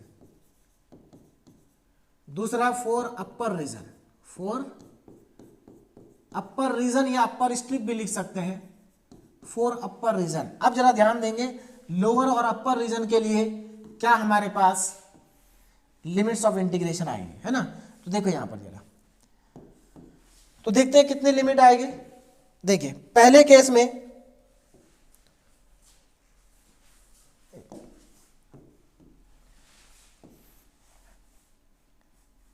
चलिए, तो यहां पर देखो जरा, पहले हम बात करें लोअर रीजन की। तो देखिए लोअर रीजन में जो स्ट्रिप है ना वो x इक्वल टू 0 से शुरू होके और यहां से देखो x की वैल्यू कितनी y, x equal to y तक जा रही है। x इक्वल टू 0 से स्टार्ट होके x इक्वल टू y। देखो लोअर रीजन में x इक्वल टू 0 से स्टार्ट हुए और x इक्वल टू y तक स्ट्रिप गई। ये वेरिएबल लिमिट्स है। उसके बाद अगर कांस्टेंट लिमिट की बात करें तो देखो ये नीचे वाली जो स्ट्रिप है ये 0 से लेकर y इक्वल टू 1 तक मूव कर सकती है ऊपर नीचे। भाई ये वाली स्ट्रिप केवल नीचे वाले रीजन में ही तो ऊपर नीचे हो सकती है, तो 0 से 1 तक। तो कांस्टेंट लिमिट क्या आ गई, y की वैल्यू हमारे पास आ जाएगी 0 से लेकर के 1 तक। अब अपर रीजन के लिए लिखते हैं। अपर रीजन में अगर आप ध्यान दें तो देखिए x 0 से लेकर के कहां तक वेरी करेगा, ये देखो सर्कल तक पहुंचेगा और सर्कल में की इक्वेशन में से x निकालेंगे तो 2 minus y square under root में आएगा। तो यानी कि यहां पर x इक्वल टू 0 से शुरू होगी कहानी और x equal to under root of 2 minus y square तक जाएंगे। अंडर रूट ऑफ 2 माइनस, ये कहां से आया, देखो एक्चुअल में जो ये स्ट्रिप है यहां से शुरू होकर सर्कल तक जा रही है। अब सर्कल की इक्वेशन में से x को निकालो, तो यहां से अगर आप x को निकालेंगे तो वाई स्क्वायर उधर जाएगा और फिर x स्क्वायर हटाएंगे तो रूट लग जाएगा। ठीक है, अच्छा अब चलिए ये तो हमारी x की तो लिमिट होगी। अब ये जो स्ट्रिप ऊपर वाली है ये कहां से कहां तक वेरी करेगी, y इक्वल टू 1 से लेकर के। अब यहां पर एक और इंपॉर्टेंट ध्यान देना, ये पॉइंट क्या होगा, इस पॉइंट के कोऑर्डिनेट क्या होंगे, इस पॉइंट के कोऑर्डिनेट। तो देखिए ये क्या है, इस सर्कल का रेडियस देखो कितना है, इस सर्कल का रेडियस है √2। देखो सर्कल की स्टैंडर्ड इक्वेशन होती है x square plus y square is equal to r square. यहां पर लिखा है x square plus y square, r square की वैल्यू 2 लिखी है, इसका मतलब ये एक्चुअल में √2 का होल स्क्वायर होगा। तो यहां रेडियस कितना है, √2, रेडियस कितना है √2। तो इसका मतलब ये जो पॉइंट है ये 0, √2 है और ये √2, 0 है। तो हमें कहां से कहां तक जाना है, देखो y इक्वल टू 1 से लेकर के √2 तक जाना है क्योंकि स्ट्रिप इसी रीजन में वेरी कर सकती है। तो 1 से लेकर के √2 तक हमें जाना है। तो x की वैल्यू 1 से शुरू होगी और √2 तक चलेगी, कहां तक, √2 तक। तो हमें लोअर रीजन और अपर रीजन के लिए लिमिट ऑफ इंटीग्रेशन का पता चल गया है। ठीक है ना, लिमिट ऑफ इंटीग्रेशन का हमें पता चल गया है। अब हम क्या करेंगे, अब यहां पर हम ऑर्डर चेंज करेंगे। ठीक है ना, चलिए देखिए। तो नेक्स्ट स्टेप हमारा क्या होगा, जो हमारा क्वेश्चन है अब इसका हम ऑर्डर को क्या कर देंगे, चेंज कर देंगे, है ना। तो change the order of integration, change the order of integration. तो मैं यहां पर इंटीग्रेशन के ऑर्डर को अब क्या कर रहा हूं, चेंज कर रहा हूं। अब जरा ध्यान से देखना कैसे चेंज होगा इंटीग्रेशन का ऑर्डर। देखो अगर हम यहाँ इंटीग्रेशन के ऑर्डर को चेंज करेंगे तो पहले तो मैं इसको लिख लेता हूं डबल इंटीग्रल को। तो डबल इंटीग्रल कितना है 0 से 1 x से, देखिए डबल इंटीग्रल है हमारा 0 से 1, 0 से 1, दूसरा इंटीग्रल x से लेकर के under root 2 minus x square तक जा रहा है ना, x dy dx, x dy dx divided by under root में x square plus y square, under root में x square plus y square plus y square. चलिए, तो ये मैंने क्वेश्चन लिख लिया। अब यहां पर मैं इसको आगे इसको स्प्लिट कर देते दो पार्ट में, है ना। अब हमें क्या करना है, इसका ऑर्डर को चेंज करना है। और जब आप ऑर्डर चेंज करेंगे तो याद रखें दो इंटीग्रेशन आएंगे। दो क्यों आएंगे? दो इसलिए आएंगे क्योंकि हमारे पास दो नए रीजन आ गए हैं। दो नए रीजन आ गए हैं, एक इस रीजन के लिए आएगा और एक ऊपर वाले रीजन के लिए आएगा। तो देखो नीचे वाले के लिए लिखते हैं पहले। देखो तो पहले तो मैं डबल इंटीग्रल का सिंबल लगा लेता हूं। देखो पहले तो हम डबल इंटीग्रल का सिंबल लगा लेते हैं। देखिए अब लिमिट कहां से कहां तक वेरी करेगी? लोअर रीजन में।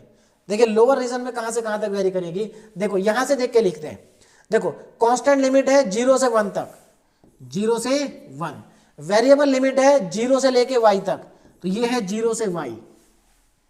ठीक है, बाकी फंक्शन तो ऐसे ही रहेगा, x dy dx divided by under root में x square plus y square. Now plus दूसरा इंटीग्रेशन। देखो दूसरा इंटीग्रेशन की बात करें तो कहां से कहां तक जाएगा? देखो जरा ध्यान से, हाँ इधर आ जाओ अपर रीजन में। अपर रीजन में कहां से कहां तक है? कांस्टेंट लिमिट तो 1 से √2 तक है, 1 से √2। वेरिएबल लिमिट 0 से स्टार्ट होगी और under root of 2 minus y square तक जाएंगे। x dy dx divided by under root में x square plus y square. चलिए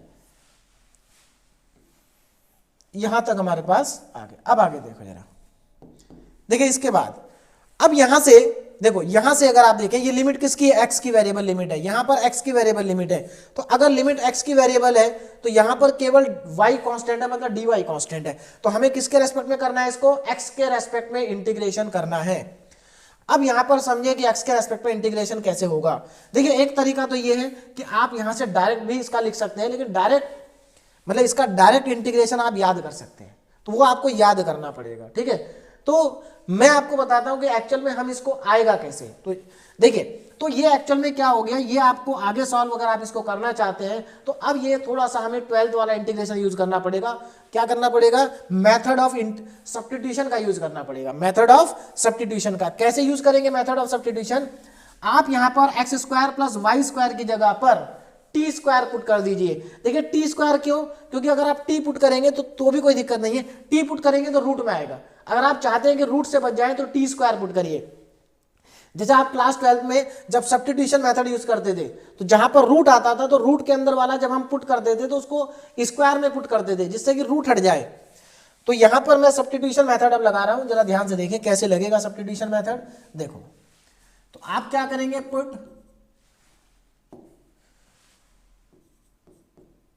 देखिए put x square plus y square is equal to t square, ये आप सब्स्टिट्यूशन करेंगे।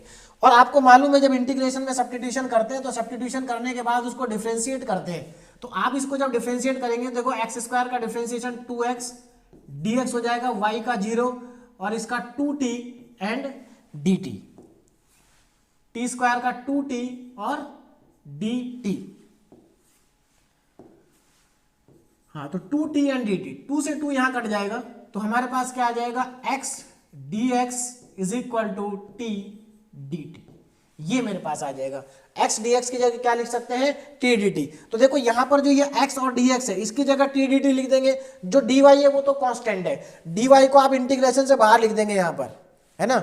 dy इंटीग्रेशन से बाहर आ जाएगा, x dx की जगह dt t dt, यहां पर भी x dx की जगह t dt।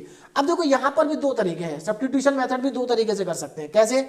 मैंने यहां पर सब्स्टिट्यूशन किया, t को पुट कर दिया, है ना। अब अगर हमने यहाँ पर वेरिएबल चेंज किया तो लिमिट भी चेंज होगी। क्या चेंज होगी? लिमिट भी चेंज होगी। लेकिन आप बिना लिमिट चेंज किए भी कर सकते हैं। कैसे? आप यहाँ पर ये सब्स्टिट्यूशन कर दीजिए, लेकिन आप लिमिट को अप्लाई मत करिए। लिमिट को अप्लाई करने से पहले वहां पर आप टी की जगह वापस ये वैल्यू लिख देंगे। अगर आप टी की जगह पर वापस ये वैल्यू लिख देंगे तो आपको लिमिट को चेंज करने की जरूरत नहीं पड़ेगी। तो इसको आप आगे दो तरीके से कर सकते हैं, एक तो लिमिट को चेंज करके और एक लिमिट को बिना चेंज किए, है ना। तो मैं आपको लिमिट को देखिए, लिमिट को चेंज करके और लिमिट को बिना चेंज किए, तो मैं आपको यहां पर लिमिट को बिना चेंज किए, है ना, लिमिट को बिना चेंज किए करके दिखा रहा हूं, ठीक है। बाकी आप लिमिट चेंज करना चाहें तो लिमिट भी चेंज कर सकते हैं इस सब्स्टिट्यूशन के अकॉर्डिंग, ठीक है। चलिए, तो यहां पर अब मैं इसको कैलकुलेट कर रहा हूं, देखिए कितना आएगा। तो मैं केवल लेफ्ट साइड नहीं लिख रहा हूं, राइट साइड लिख रहा हूं। देखिए, तो मैं यहां पर ये सब्स्टिट्यूशन कर रहा हूं, तो 0 से 1 और दूसरा इंटीग्रेशन हमारा 0 से y x dy dx, है ना। तो dy को मैं बाहर लिख देता हूं, dy तो कांस्टेंट है, तो x dx, अब जरा ध्यान देना, x dx की जगह आ जाएगा t dt अपॉन, अब यहां पर x square plus y square की जगह लिखेंगे t स्क्वायर, क्या लिखेंगे? t स्क्वायर, और रूट में t स्क्वायर जब लिखेंगे तो वो t आ जाएगा बाहर, प्लस इधर देखिए 1 से रूट टू, देखिए ध्यान देना, मैं सब्स्टिट्यूशन किया है, मैंने लिमिट चेंज नहीं की है। आप चाहें तो लिमिट को चेंज कर सकते हैं, कैसे चेंज करेंगे ये मैं आपको अभी बता दूंगा। अंडर रूट में 2 minus y square, x d x की जगह डी वाई फिर से बाहर रहेगा, एक्स डी एक्स की जगह आप लिख सकते हैं टी डी टी और अपॉन में टी। अब देखो यहां पर टी से टी कट जाएगा, टी से टी क्या होगा? कैंसिल आउट, ये कैंसिल आउट हो गया। तो अगले स्टेप में देखें जरा क्या आएगा। अब जरा ध्यान देना, देखो यहां पर केवल dt बचा, dt का इंटीग्रेशन t होगा, यहां भी dt बचा, dt का इंटीग्रेशन t होगा। तो यहां पर देखो हमारे पास क्या आ जाएगा? 0 से 1 dy t लिमिट 0 से y प्लस 1 से रूट 2, ये हो जाएगा t dy तो हमारे पास पहले से ही है, और t की लिमिट 0 से under root 2 minus y square. अब आपको क्या करना है आगे नेक्स्ट स्टेप पे देखें जरा। नेक्स्ट स्टेप देखो, अब यहां पर आप लिमिट नहीं अप्लाई कर सकते, क्यों? क्योंकि ये t है वो y है। तो क्या करेंगे, आप एक काम कर सकते हैं, t की वैल्यू वापस पुट कर दीजिए, x square plus y square. तो ध्यान देना, जब आप सब्स्टिट्यूशन करते हैं तो या तो सब्स्टिट्यूशन के साथ साथ लिमिट को चेंज कर दें, और अगर आप लिमिट चेंज नहीं कर रहे हैं तो ध्यान रखना इंटीग्रेशन के बाद आप पहले t की जगह वो वापस पुट करेंगे जो आपने पहले पुट किया था। तो t की वैल्यू यहां पुट करें, उसी के बाद लिमिट अप्लाई करें, अपर माइनस लोअर। तो यहां पर हमारे पास 0 से 1 हो जाएगा, t की जगह मैं लिखूंगा x square plus y square, under root में आएगा, under root of x square plus y square, और इसकी लिमिट होगी 0 से y एंड dy, क्या आ जाएगा? dy प्लस 0 से 1 से रूट 2, और यहां पर t की जगह आप देखिए, आप ध्यान देना, यहां पर t की पहले वैल्यू पुट करेंगे, t की पहले वैल्यू पुट करेंगे, कितनी है? अंडर रूट में x square plus y square, और इसकी लिमिट हो जाएगी 0 से लेकर के 2 रूट में 2 माइनस वाई स्क्वायर dy, ये हमारे पास आएगा।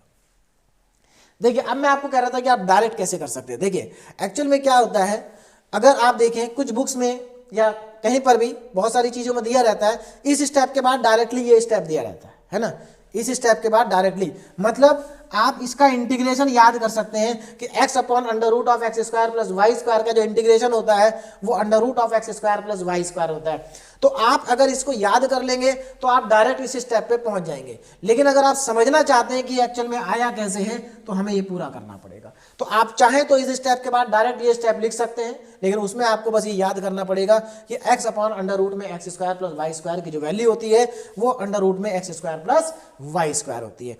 अब यहां पर मैं लिमिट को अप्लाई कर रहा हूं, देखिए तो अब हम यहां पर लिमिट अप्लाई करेंगे। देखिए लिमिट अप्लाई करने के बाद कितना आ जाएगा, 0 से 1,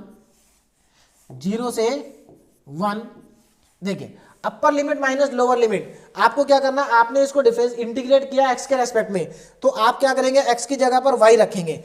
अब आप जरा ध्यान देना, अगर आप यहाँ एक्स की जगह वाई रख देंगे तो y square plus y square हो जाएगा, यानी कि 2y², और 2y² में से y तो बाहर आ जाएगा, रूट रह जाएगा, तो √2y आएगा, ये √2y है ना।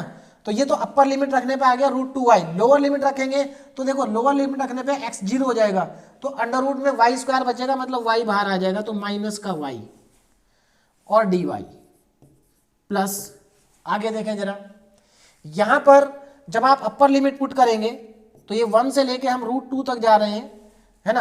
अपर लिमिट जब आप रखेंगे, ध्यान देना, जब आप x की जगह अंडर रूट में 2 - y² रखेंगे और उसका हो जाएगा स्क्वायर, तो यहां पर एक्चुअल में क्या आएगा, x² की जगह पर 2 - y² आएगा स्क्वायरिंग करने के बाद, तो 2 - y² और y² से प्लस y² कट जाएगा, तो कुल मिला के √2 बचेगा।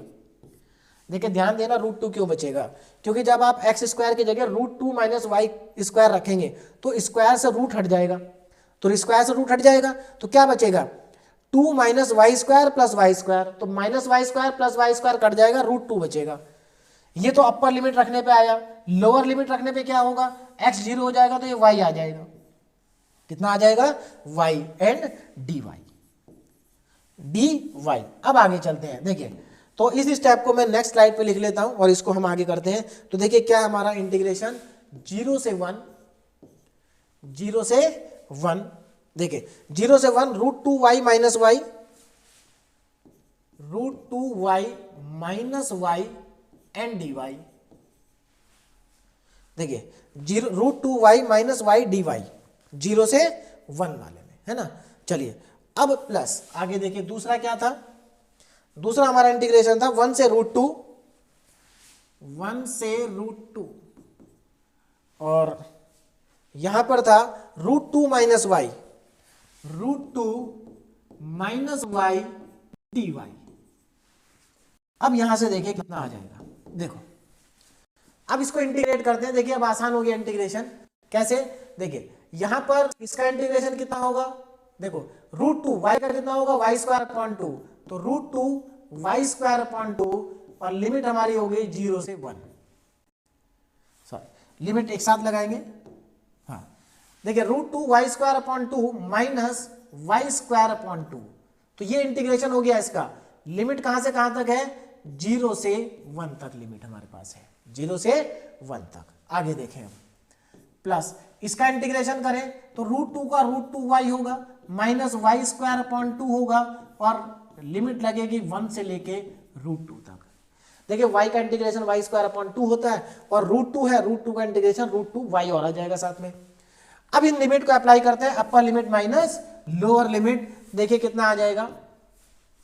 अगर यहां पर आप अपर लिमिट रखेंगे, y की जगह पर 1 होगा, तो ये √2/2 बचेगा, माइनस 1/2, ये तो अपर लिमिट रखने पे आया। जब आप लोअर लिमिट रखेंगे तो दोनों 0 हो जाएंगे, -0 -0 प्लस 0, कुछ भी हो कोई फर्क नहीं पड़ रहा, 0 ही है, माइनस हो या प्लस हो।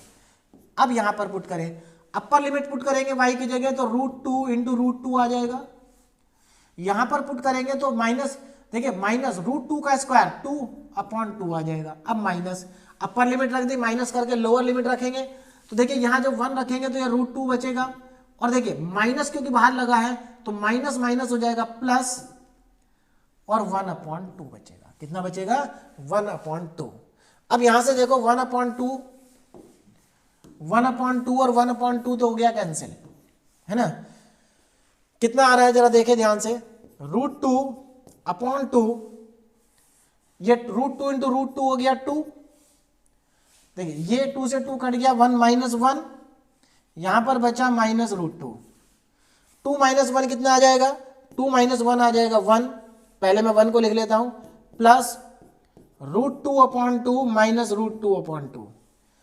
अब मैं यहां पर क्या करता हूं, अब इसको जरा आगे देखें, ये हमारे पास आ जाएगा। देखो अब मैं इसको सिंप्लीफाई कर लेता हूं, एक काम करता हूं, इन दोनों का एलसीएम लेता हूं, इसको ऐसे रहने देते हैं, है ना। इन दोनों का एलसीएम हम ले लेते हैं, या पूरे का एलसीएम ले लेते हैं। देखिए पूरे का एलसीएम लेंगे तो कितना आएगा, ये मेरे पास आ जाएगा 2, यहां पर भी 2, प्लस √2 ये 2 आ गया प्लस √2 और -2 √2, -2 √2। तो देखो यहां पर कितना आ गया 2 माइनस √2, 2 √2 में से 2 √2 को माइनस करेंगे अपॉन में 2। तो फाइनली जो मेरे पास आंसर आया है ना, फाइनली देखिए आंसर कितना आ गया हमारा डबल इंटीग्रल का। तो हमारे पास जो डबल इंटीग्रल था इसका जो हमारा आंसर आया देखिए कितना आया 0 से 1। पहले मैं अब इंटीग्रल लिख लेता हूं 0 से 1, लास्ट में आप ऐसे ही आंसर लिखेंगे।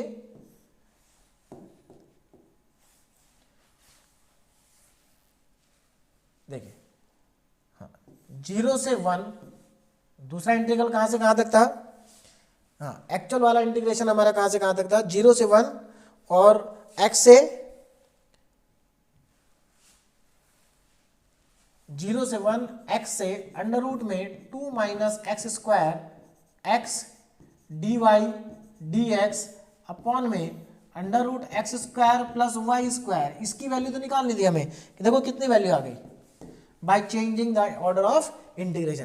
देखो इनको अगर अलग अलग कर दें तो 2 से 2 कट जाएगा, और यहाँ पर देखो इसको और अगर आप सिंप्लीफाई करेंगे आगे को ले जाके देखिए कितना आ जाएगा, और आगे अगर इसको आप सिंप्लीफाई करें तो ये 1 माइनस √2 अपॉन 2, और इसको अगर आप रेशनलाइजेशन कर दें तो ये कितना आ जाएगा 1 माइनस 1 अपॉन √2। तो फाइनली जो हमारा आंसर आ जाएगा 1 माइनस 1 अपॉन √2, ये हमारा आंसर आ जाएगा। ठीक है ना, चलिए देखिए तो ये इसका क्वेश्चन का फाइनल आंसर। तो इंपॉर्टेंट क्वेश्चन था है ना, और सिंपल था थोड़ा सा लेकिन लेंथी है। ठीक, तो ये हमारा इसका आंसर आ गया 1 माइनस 1 अपॉन √2। ठीक, अब देखिए आगे, तो इसके ऊपर नेक्स्ट क्वेश्चन हमारा question number 3, changing the order of integration in the double integral. देखो इस डबल इंटीग्रल में हमें ऑर्डर का, केवल इंटीग्रेशन का ऑर्डर चेंज करना और कुछ नहीं करना है। Changing the order of integration, इसका ऑर्डर को चेंज करो, और चेंज करने के बाद आपको क्या बताना, जरा देखना ध्यान से। Changing the order of integration of the double integral, ये एक डबल इंटीग्रल है, इसका जब हमने ऑर्डर चेंज किया लीड्स टू द वैल्यू, तो चेंज करने के बाद ये वैल्यू आ गई, तो what is the value of Q. देखिए ये क्या कहना चाह रहे हैं इस क्वेश्चन में, कहने का मतलब ये है कि ये क्वेश्चन है, ये क्या है क्वेश्चन है, ठीक है ना, ये हमारा डबल इंटीग्रल है। क्या है, डबल इंटीग्रल। जब इसका ऑर्डर चेंज किया तो ऑर्डर चेंज करने के बाद ये वाला डबल इंटीग्रल आ गया, है ना। तो इसका मतलब ऑर्डर चेंज हुआ तो लिमिट चेंज हुई होंगी, तो जब लिमिट चेंज हुई होगी तो आपको यहां पर आर, अब इन्होंने यहां पर पी क्यू आर एस लिख दिया है, पी क्यू आर एस लिख दिया, लेकिन वैल्यू नहीं लिखी, एक्चुअल वैल्यू क्या है ना। तो यहां पर इन्होंने क्या पूछा कि what is the value of Q, केवल क्यू की वैल्यू पूछी है, लेकिन क्यू की जगह पी की भी पूछ सकते हैं, एस की पूछ सकते हैं, आर की पूछ सकते हैं, या चारों भी पूछ सकते हैं। तो हम एक काम करते हैं, हम चारों वैल्यू निकाल लेते हैं, पूछा तो एक ही है, तो करना क्या है, इसका ऑर्डर चेंज करना है। तो चलिए इसका ऑर्डर चेंज कर दे जल्दी से, छोटा सा क्वेश्चन है ना। देखिए तो हमारे पास पहले जिसका ऑर्डर चेंज करना है मैं उसको लिख लेता हूं। देखिए हमारे पास ऑर्डर जो चेंज करना है वो क्या है, फंक्शन 0 से 8 और x अपॉन 4, x अपॉन 4 से लेकर के 2 तक है। f of x comma y dy। देखिए जब ऑर्डर चेंज करना हो, ऑर्डर चेंज करने से फंक्शन पे कोई फर्क नहीं पड़ता है, ध्यान देना। जब आप ऑर्डर चेंज करते हैं तो फंक्शन चेंज नहीं होता, फंक्शन वही रहता है। आप चाहे तो पहले दोनों क्वेश्चन जो मैंने कराए उसमें देख भी सकते हैं। देखो मैंने यहां पर चेंज किया ऑर्डर चेंज करने पे फंक्शन वही है, केवल लिमिट चेंज हुई है, तो इसलिए फंक्शन से कोई फर्क नहीं पड़ रहा, फंक्शन कुछ भी दिया हो फंक्शन चेंज नहीं होगा। चलिए तो अब हम क्या करते हैं, इसका ऑर्डर को चेंज कर लेते हैं। तो देखिए कैसे चेंज होगा। सबसे पहले मैं यहां लिख रहा हूं given limits of integration, given limits of integration. तो जरा ध्यान देना कि इंटीग्रेशन की जो लिमिट्स हैं वो क्या हैं। तो मैं यहां पर गिवन लिमिट्स लिख रहा हूं, है ना। तो गिवन लिमिट्स हमारी क्या है, जरा देखिए यहां पर किसकी लिमिट वेरिएबल है, y की, x दिया ना तो y की लिमिट वेरिएबल है। तो y कहां से कहां तक वेरी कर रहा है, x इक्वल टू 4 से लेकर के y 2 तक जा रहा है, और जो x की वैल्यू है वो कहां से कहां तक कर रही है, x की लिमिट 0 से लेकर के 8 तक है, 0 से 8 तक। ठीक है, अब यहां पर अगर आप ध्यान दें तो हमारे पास ये क्या है, y equal to x upon 4 है, तो ये क्या है, एक लाइन की इक्वेशन है, ये क्या है, एक लाइन की इक्वेशन है। ये देखिए अब यहां पर भी मैं एक बार चलिए लिख देता हूं, कोई नहीं। देखिए ये क्या है, लाइन है, है ना। ये भी क्या है, एक लाइन है। कौन सी लाइन है, y equal to 2 parallel to x axis, line parallel to x axis, ये x एक्सिस के पैरेलल एक लाइन है। ये क्या x equal to 0, x equal to 0 है y axis, y axis. x equal to 8 क्या है, x इक्वल टू 8 ये एक लाइन है जो कि y एक्सिस के पैरेलल है, line parallel to y axis. मैं फिर से आपको बता रहा हूं, ये एग्जाम में लिखना जरूरी नहीं है ना। चलिए अब यहां पर ध्यान दें, अब इसका एक रफ स्केच बना लेते हैं। रफ स्केच बनाएंगे तो आसानी हो जाएगी हमारे लिए, है ना। चलिए देखो, तो हमें लिमिट ऑफ इंटीग्रेशन चेंज करना है, लिमिट ऑफ इंटीग्रेशन को चेंज करना है। देखिए कैसे चेंज होगा। तो सबसे पहले मैं यहाँ x और y एक्सिस को ड्रॉ कर लेता हूं। देखिए ये मेरे पास x एक्सिस और सॉरी ये y एक्सिस और ये रही हमारी x एक्सिस, ठीक है ना। चलिए अब क्या करना है, देखें अब हमें इनको ड्रॉ करना है। देखिए y equal to x equal to x upon 4, ये क्या है, एक स्ट्रेट लाइन है। कैसी स्ट्रेट लाइन है, देखिए इस y को मैं इधर ले जाऊं तो 4y इक्वल टू x हो जाएगा। तो एक्चुअल में ये x इक्वल टू 4 जो है एक लाइन है। यहां पर देखिए जब x 1 होगा या x 4 होगा तो y 1 होगा, x अगर 4 होगा तो y 1 होगा, यानी कि x ज्यादा बढ़ रहा है y कम बढ़ रहा है। तो यानी कि ये एक स्ट्रेट लाइन है जो कि ओरिजिन से पास होगी, क्योंकि x 0 होने पे y 0 होता है। तो ये एक लाइन है जो कि ओरिजिन से पास होगी, है ना। मतलब कुछ इस तरीके से ऐसी एक लाइन आएगी, ठीक है। चलिए अब आगे देखिए, y इक्वल टू 2 क्या है, y equal to 2 is also line, है ना। कहां से पास होगी, ये यहां 2 से पास होगी कहीं से, ठीक है ना। तो ये भी एक लाइन है जो कि ऐसे पास होगी, y इक्वल टू 2 इस तरह से। अच्छा x equal to 0, x equal to 0 क्या है, x इक्वल टू 0 हमारे पास y एक्सिस है। तो ये x इक्वल टू 0 की लाइन ये रही, ये है x इक्वल टू 0। उसके बाद x इक्वल टू 8। अब x इक्वल टू 8 कहां पर, देखिए 8 यानी कि कहीं 8 से पास होगा। तो पहले एक काम करना पड़ेगा हमें ये पॉइंट ऑफ इंटरसेक्शन फाइंड करना पड़ेगा। ये क्या पॉइंट होगा, देखिए ये किस किस का इंटरसेक्शन है। अगर आप ध्यान दें, ये इन दोनों का इंटरसेक्शन है, इन दोनों का। अब देखो अगर मैं इस y की वैल्यू को ऊपर रख दूं तो x की वैल्यू 8 आ जाएगी। कितने आ जाएगी, 8। यानी कि जब y हमारे पास 2 है तो x हमारे पास 8 है। तो देखिए ये जो कोऑर्डिनेट होगा एक्चुअल में ये 8,2 होगा। क्या होगा, 8,2, क्योंकि जब y2 है, देखो y2 है तो x की वैल्यू 8 है। आप इन दोनों को आपस में देखिए पुट करके देख लीजिए। आप यहाँ पर y की जगह 2 रखिए तो ये 2 4 जा 8 हो जाएगा, तो x की वैल्यू 8 हो जाएगी। तो यानी कि ये पॉइंट 8,2 आएगा। तो यहाँ पर 8,2 आ गया। चलिए तो हमें ये पॉइंट पता चल गया, यानी कि हमारी जो लाइन है x इक्वल टू 8 की, ये लाइन कहां से पास होगी, ये लाइन यहीं से पास होगी, इस पॉइंट से, ठीक है ना। ये लाइन इस तरीके से, तो ये मेरे पास एक लाइन आ जाएगी, ठीक। चलिए देखिए अब देखो रीजन क्या होगा। अब रीजन देखो, वेरिएबल लिमिट देखो किसकी है, वेरिएबल लिमिट y की है। तो यानी कि गिवन एक्सिस होगी वर्टिकल। गिवन एक्सिस कैसी होगी, वर्टिकल। ये गिवन एक्सिस है, ये क्या है, गिवन एक्सिस हमारे पास है, ये वाली गिवन एक्सिस वर्टिकल है, ये वर्टिकल है।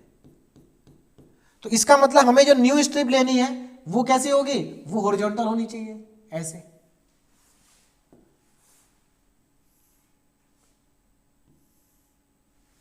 ऐसे, ठीक है ना। तो ये हमारे पास न्यू स्ट्रिप हो गई। तो देखो क्या करना है, हमें इस इंटीग्रेशन का ऑर्डर चेंज करना है। क्या करना है, ऑर्डर चेंज करना है। तो change the order of integration. तो मैं यहां पर देखे, मैं अब यहां पर डायरेक्ट देखो, डायरेक्ट मैं आपको लिखना सिखा रहा हूं, कैसे लिखेंगे, change the order of integration. अब मैं यहां पर इंटीग्रेशन का ऑर्डर को जो है वो चेंज कर रहा हूं। देखिए जरा कैसे चेंज होगा। देखो हमारे पास ये इंटीग्रेशन था, इसका ऑर्डर चेंज करना है। देखिए कितना आ जाएगा, जरा ध्यान देंगे। देखिए 0 से 8 तक था पहले, और दूसरा इंटीग्रल x अपॉन 4 से लेकर के 2 तक था। f of x comma y d y d x is equal to, अब देखो जो नया इंटीग्रेशन आएगा वो कहां से कहां तक होगा, न्यू वाला। देखिए देखिए ये जो नया इंटीग्रेशन होगा इसमें देखो दोनों लिमिट आएंगी, एक्स की भी और वाई की भी, है ना। तो अब जरा ध्यान देना, जो हमारा पुराना इंटीग्रल था उसमें वाई की लिमिट वेरिएबल थी और एक्स की थी कांस्टेंट, तो यहां पर उल्टा हो जाएगा।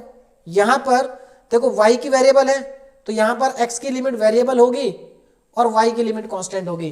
तो अब जरा ध्यान देना, ये जो हॉरिजॉन्टल स्ट्रिप है ये कहां से कहां तक जा सकती है, तो ये 0 से y इक्वल टू 0 से लेके y इक्वल टू 2 तक जा सकती है, यानी कि ये होगा 0 और ये होगा 2। और देखो ये स्ट्रिप कहां से शुरू हुई है, x इक्वल टू 0 से, तो यानी कि 0 से शुरू हुई है, कहां तक जाएगी, इस लाइन तक। और ये लाइन में x, इस लाइन में x की वैल्यू कितनी है, ये लाइन हमारे पास देखिए इस लाइन में y x, ये लाइन हमारे पास y equal to x upon 4 है, तो इसमें x की वैल्यू कितनी है 4y, तो यानी कि 0 से शुरू होकर ये 4y तक जाएगी और फंक्शन तो ऐसे ही रहेगा f(x,y) और dy dx। तो इस तरह से आप डायरेक्ट लिख सकते हैं। तो मैंने जो अभी आपको 2 क्वेश्चन कराए, तो आप उन दोनों क्वेश्चन में बीच वाले जितने भी स्टेप थे कौन कौन से जो हमने लिखा था, गिवन स्ट्रिप इज हॉरिजॉन्टल या वर्टिकल, है ना, और नई स्ट्रिप लेनी है और न्यू लिमिट्स ऑफ इंटीग्रेशन है, तो उन सारे स्टेप्स को आप स्किप कर सकते हो और डायरेक्ट आप यहां लिख सकते हो इस तरह से, जैसे मैंने लिखा है इस तरह से आप डायरेक्ट लिख सकते हैं, ठीक है ना। तो अब जरा कंपेयर करें, है ना। अब आप देखें तो हमने इंटीग्रेशन की ऑर्डर चेंज कर दिया, तो देखो ऑर्डर चेंज करने के बाद हमारे पास यह है, तो यहां से जरा कंपेयर करें। देखो एस की वैल्यू कितनी है, तो देखो ऑन कंपेयरिंग जरा ध्यान देना, ऑन कंपेयरिंग, कंपेयर करने से आपको क्या मिलेगा, या ऑन कंपैरिजन करने से आपको क्या मिलेगा, देखिए आपको मिलेगा यहां से s की वैल्यू मिलेगी 2, है ना, r की वैल्यू मिलेगी, s की वैल्यू 2, r की वैल्यू कितनी है 0 और p की वैल्यू कितनी है 0, p की वैल्यू 0। और हमसे पूछा q कितना है, q है 4y, तो हमसे एक यही पूछा था लेकिन हमने सभी बता दिए, कुछ भी पूछ लें तो हम बता देंगे। तो ये हमारे पास फाइनली इसका क्या आ जाएगा, आंसर आ जाएगा, ठीक है ना। तो ये हमारा क्वेश्चन कंप्लीट हो गया, ठीक। चलिए, तो यहां पर इस तरह से अगर आपको ऑर्डर देखिए 2 नंबर में पूछा जाएगा, कितने नंबर में, 2 नंबर में। तो ऐसा नहीं है आप ये स्केच एकदम तुरंत रफ में स्केच बनाएंगे, जल्दी से स्केच ही बहुत आसानी से बन जाएगा, तुरंत लिमिट को चेंज कर देंगे और हमारे पास q की वैल्यू आ जाएगी 4y, ठीक है 4y। तो यहां पर मैंने आपको, अच्छा यहां पर एक चीज और मैंने आपको बोला था कि यहां पर लिमिट चेंज कर सकते हैं, तो लिमिट कैसे चेंज करते हैं वो मैं आपको बता देता हूं। देखो जरा ध्यान से, यहां पर एक्चुअल में क्या है, आपके पास x square plus y square equal to t square है, यहां पर मैंने ये पुट किया था, तो मैंने यहां लिमिट चेंज नहीं करी है, क्यों, क्योंकि मैंने वापस t की वैल्यू रख दी है। लेकिन अगर आप चाहते हैं कि आपको लिमिट चेंज करना चाहते हैं, तो देखो लिमिट कैसे चेंज होगी, देखो यहां पर आ जाओ, इसमें देखो ये लिमिट x की है, तो देखो जब x 0 है, देखिए जब x 0 होगा, x की जगह 0 रखो, x 0 होगा तो t y के इक्वल होगा, यानी कि ये लिमिट क्या हो जाएगी 0 से लेकर के, हाँ जब x 0 होगा, ध्यान देना x 0 होगा तो t की वैल्यू y आ जाएगी, यानी कि यहां पर y आ जाएगा, कितना आ जाएगा y। उसके बाद जब x की वैल्यू y होगी तो t की वैल्यू, देखिए x की जगह जब आप y रखेंगे तो y स्क्वायर 2y स्क्वायर, यानी कि यहां पर √2y आ जाएगा, तो यहां पर √2y आ जाएगा।